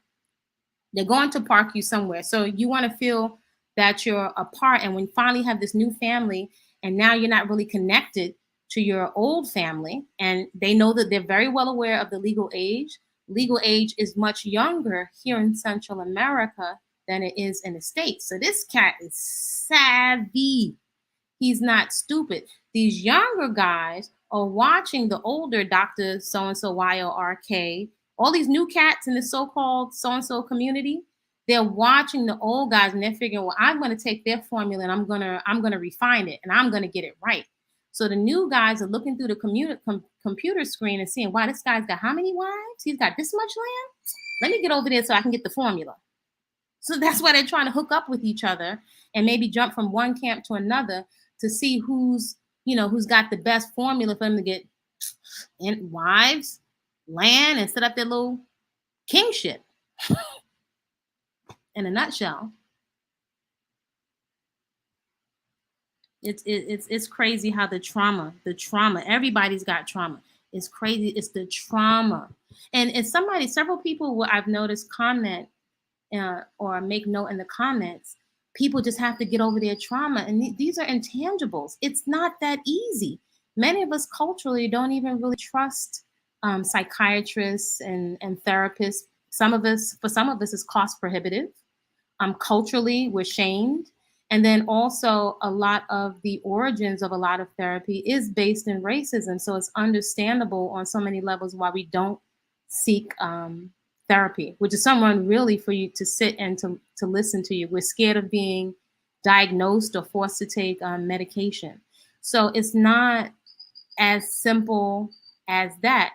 I would also say there are more resources on YouTube for you to get information around therapy, to investigate some kind of personal therapy. Like, so for example, some resources, the Crappy Childhood Fairy, Therapy in a Nutshell. There actually are some really comprehensive, practical channels for you to process and understand some of your trauma that doesn't get siphoned off into astrology or all this esoteric wisdom knowledge. Sometimes we're looking for more knowledge in religion when you just need some basic life skills and communication skills and understanding how you were affected by trauma. I'm sorry. No, I was just saying, say that.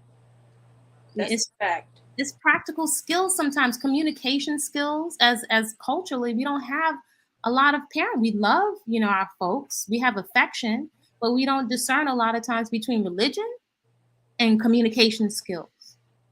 Sometimes we're speaking a lot. I know that's for me because sometimes being triggered by fear. Sometimes as a mother, as someone sometimes I just want to turn on the computer and say, no, don't go because of this. But it doesn't work like that. And the cult leaders count on that. They count on you being so triggered that you'll sound like you're crazy and then you won't have any credibility.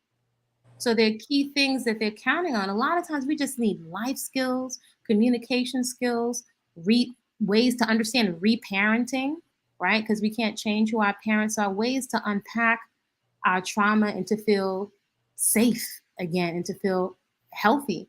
And unfortunately, it's a conflict of interest. Quite often that's being done for profit. So it's really only in our best interest to write the prescription for our healing. And that's going to take something. That's going to take some research.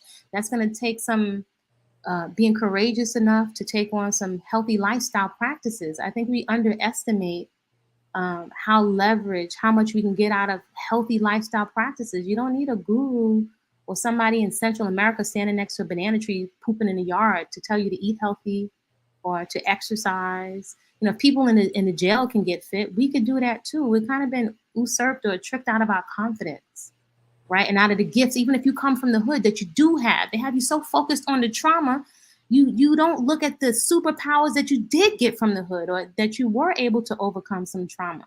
And there are a lot of resources, farming, languages, there's so much stuff that's on the internet. And even in the States, we do have some gifts that other people wish they could go to the States. Everybody trying to come over here. Do you realize that minimum wage was $3.35 Belize, which is less than $1.50 US? And everybody talking about coming to the tropics. Sometimes I'm just like, ugh. Every time they say knowledge, I cringe. I absolutely cringe. Oh my God, ain't that the truth? And that was the problem I had, even with, him referring to himself as a Messiah, because a Messiah comes with a fresh message, one that has not been heard elsewhere, one that can't be found elsewhere, a revelation, some enlightenment. But when it's just, regurgitated information that I can find by just going into Google, sir, you're not a Messiah. The word salad, actually, they'll take a Messiah means this, or angel is really a messenger. I mean, everybody's got their own take. It's word salad. If your word salad is not landing in some tangible results, if my health is not better, if I'm not encouraged to be independent of you, if I can't have my own perspective, that's a problem. That is a problem. There are some distinct patterns. If you don't know somebody's legal names where you can hold them financially, legally, and sometimes physically accountable, that's a problem. Then you can't hold them accountable. You need to be able to hold people accountable. And if somebody has a problem with you asking questions, that's a red flag. These people never tell you their legal names. So that's a major one. You don't even know who you're talking to. And every time you encounter them, every 10 seconds, they're changing their outfit and their name. And they're on the run in another country. That's telling you something. I've seen these cats right down the street. I've seen them right down the street. And I've seen folks jump from one cult to another over here in Central America. I've seen people yelling on the screens in the States, talking about South America on some of these other platforms. And I'm like, these people this is not South America. This is Central America. So sometimes our information is so off, but we're just crowding, yelling at the screen like we're at a football game. And I'm like, oof, we're not seeing. So perhaps it's taken this long for this stuff to come to the surface, so we're not in denial anymore about the deviancy that is in our community, and really get clear that the only ones, I know it may seem tempting to want to get, and not to offend anybody that's religious or whatever, because to me, your religion is how you live and not what you call yourself. It's so tempting to give over the responsibility, but you don't realize you're giving over your sovereignty. You're like lobotomizing yourself when you make somebody responsible for your life. And I think maybe perhaps with a lot of the people over there, that they actually feel like, I burned so many bridges, I'm so deep in, shoot, I might as well bust hell wide open. I'm gonna just keep going. And I hope somebody doesn't hurt themselves, because this is how extreme it is at this point. I just hope that somebody doesn't hurt themselves, or that it takes this for us to get the lesson.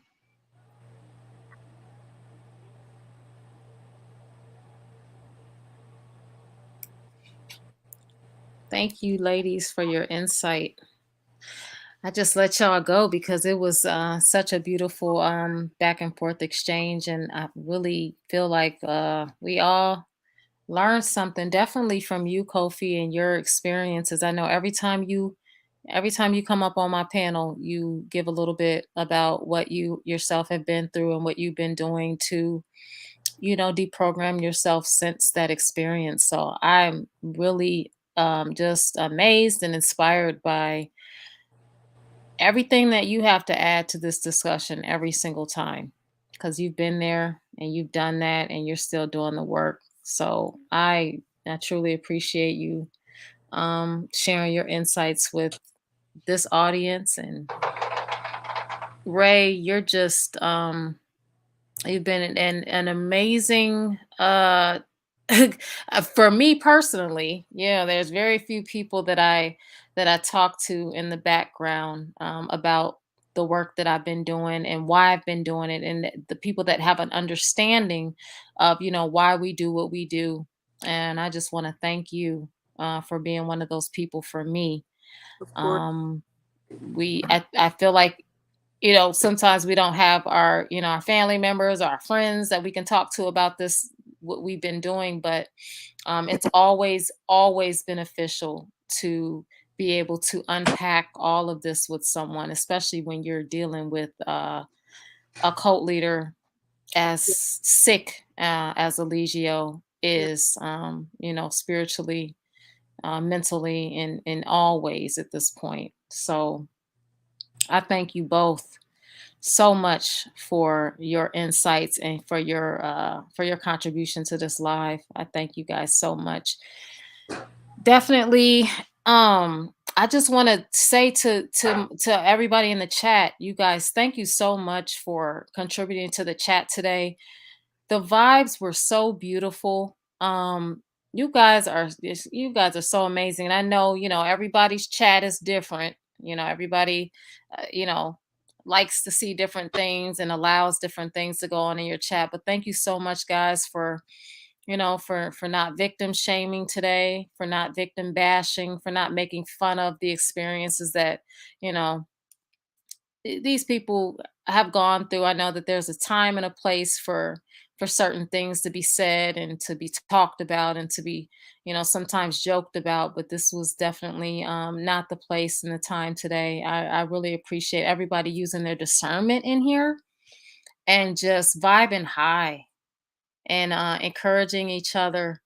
I just want to encourage all the women in the chat to please, please, please never ever forsake your intuition. And that is also a note to self, guys. I have to tell myself that as well. Always trust your intuition. Do not go against that. Be prayerful. Whoever it is you pray to, hopefully you believe in something. Even if you're an atheist, I know you believe in something, atheist.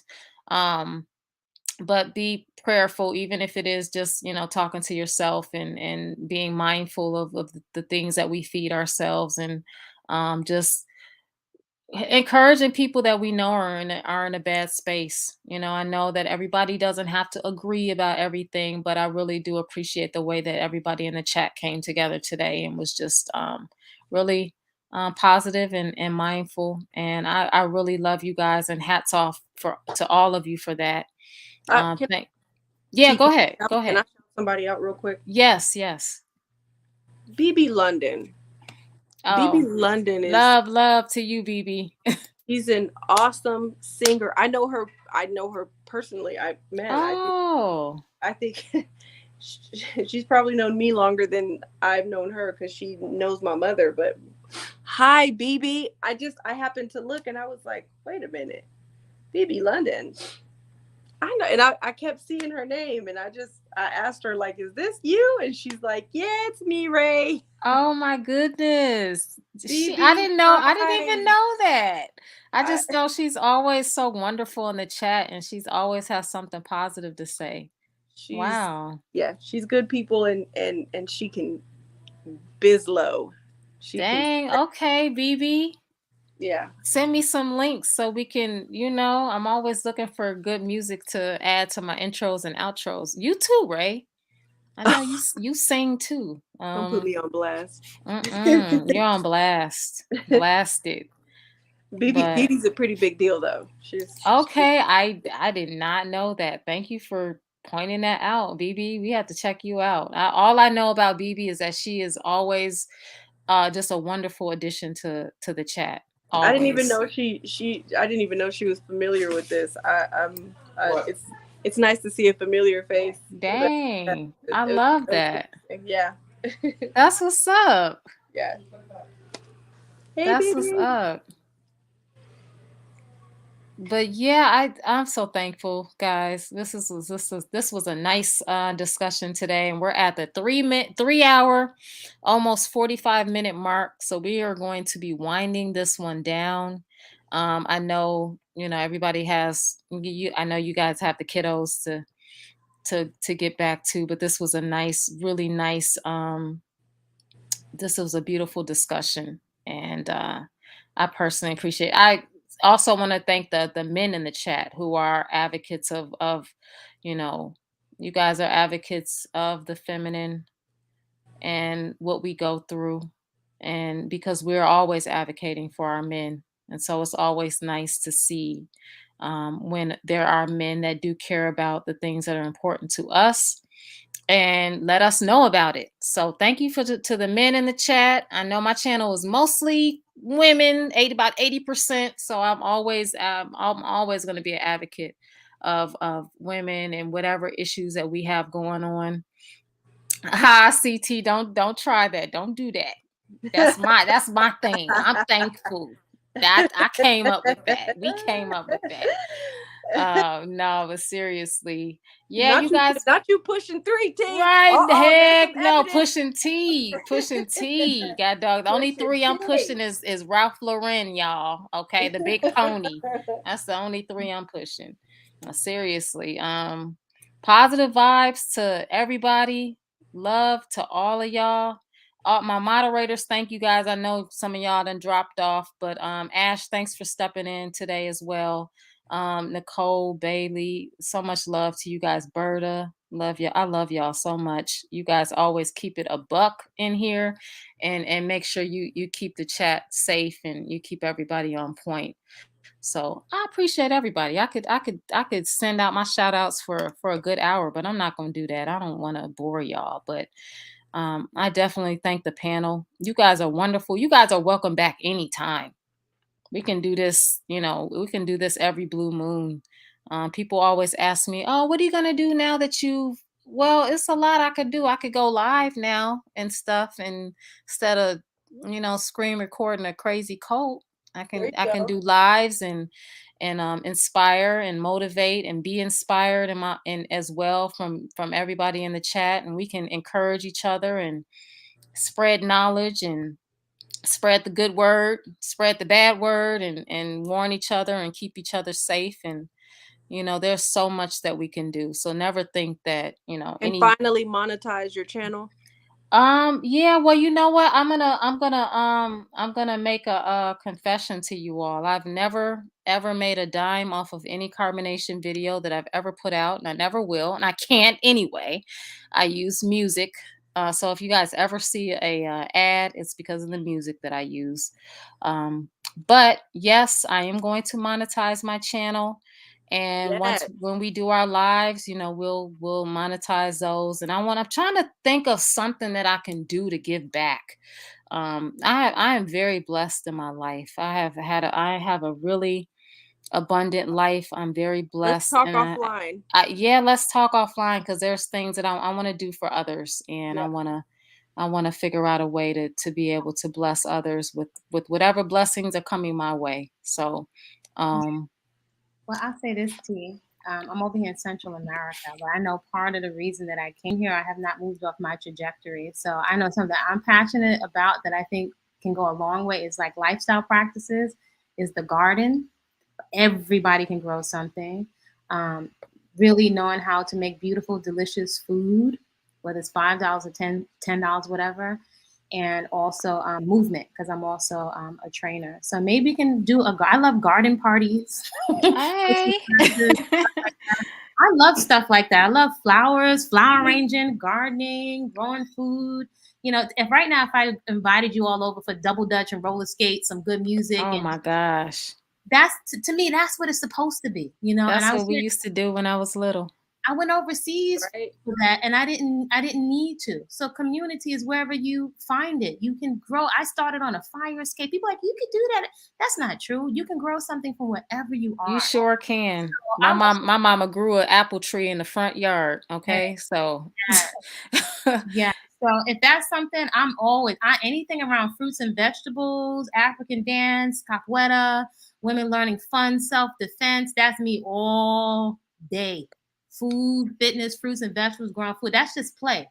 So I started putting gardening on my channel because I was like, something beautiful, something positive has to come out of all of this mess, right? You don't need a cult or a high priest to tell you to grow some fruits and vegetables and eat healthy. And if you're having fun, it's a no-brainer. Sometimes people just want company to do something healthy with. You know?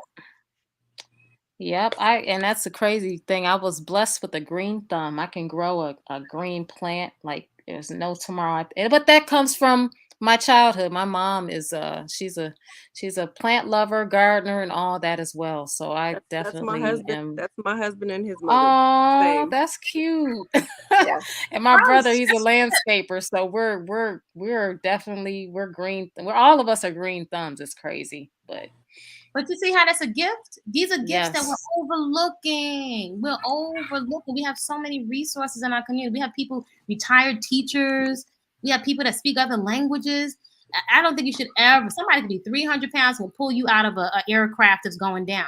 You know, Exactly. So this is not the time for us to be divisive because this person eats meat and this one eats vegetables. And it's not the labels, you know, it's the care. And the concern, that's all people want is care and concern. That's what a lot of young people are not feeling. They're not feeling protected, and women not You're feeling right. protected and looking for a sense of community. That's all. That's all. Yeah. That's right. That's it. I love that. Oh my goodness. Also, T. Yes. I haven't told you this, but y'all, I will be starting a YouTube channel. Yay. So I really want it to be geared more towards just women empowerment, and I'm a huge music lover. So I'm gonna get a little creative. Just be on the lookout for it. All right, we have a lot in common. I'm a huge music lover Oh, too. I know And this. you know, I know this. Ladies, we definitely have to do this again. And I know, you know, we will, because me and Ray, you guys, this ridiculous. We get on the phone and we be talking like I'm like, we're not gonna have anything to talk about in our life. Like, we need to stop now. Let's put a boundary up there. But as you can see, when collective minds come together, it's just an overflow and it's never ending. And I'm so glad that I had you both up on this panel today. Nobody else came up, but it was beautiful. It was perfect. And I appreciate you guys both so much. We're gonna end this, and we're definitely gonna be back, guys. We're gonna talk to these ladies offline and see when we can do this again, because this was a lot of fun, and I think that we all need this. We all do. We all need this every once in a blue moon. So yeah, definitely positive vibes, positive energy. Have a beautiful evening, afternoon, morning, wherever you are in this world. Kofi, I don't know what the time is there where you're at, but it's going on 6 o'clock here. Okay. Okay. You're in the same within the same time frame as us. So yeah, you guys all have a beautiful evening and enjoy the rest of your Saturday. And like I said, we're gonna do this again soon. So thank you all. I'm gonna we're gonna get up in the private chat. Oh, great. Thank you. I just saw it. I'm gonna send you a message. I'm gonna email you so that we can set something up collectively and get together again and talk to you beautiful ladies. You guys have so much insight and so much intellect, and I love it. Yeah, this is what a soul garden party. Hey, exactly. This is chicken food for the soul right here. Okay. Yes, that's what that is. So this really turned out nice. Everyone all right. You guys have a good one. Take it easy. Thank you so much and have a great night, chat. I appreciate y'all. I love y'all. Ray, we will talk soon. Yes. Thank you for doing this with me. I appreciate your time and your energy. Of course. You are the bomb.com, girl. You are. No, you. All right, y'all. I'm gonna play some music to take us out of here. So you guys can chat for about 5 more minutes before I'm gonna end the live. So Ray, I'm peacing out. I'm gonna mute us and take us off the screen and let the chat do their thing. All right. Peace and love, y'all. Bye, y'all.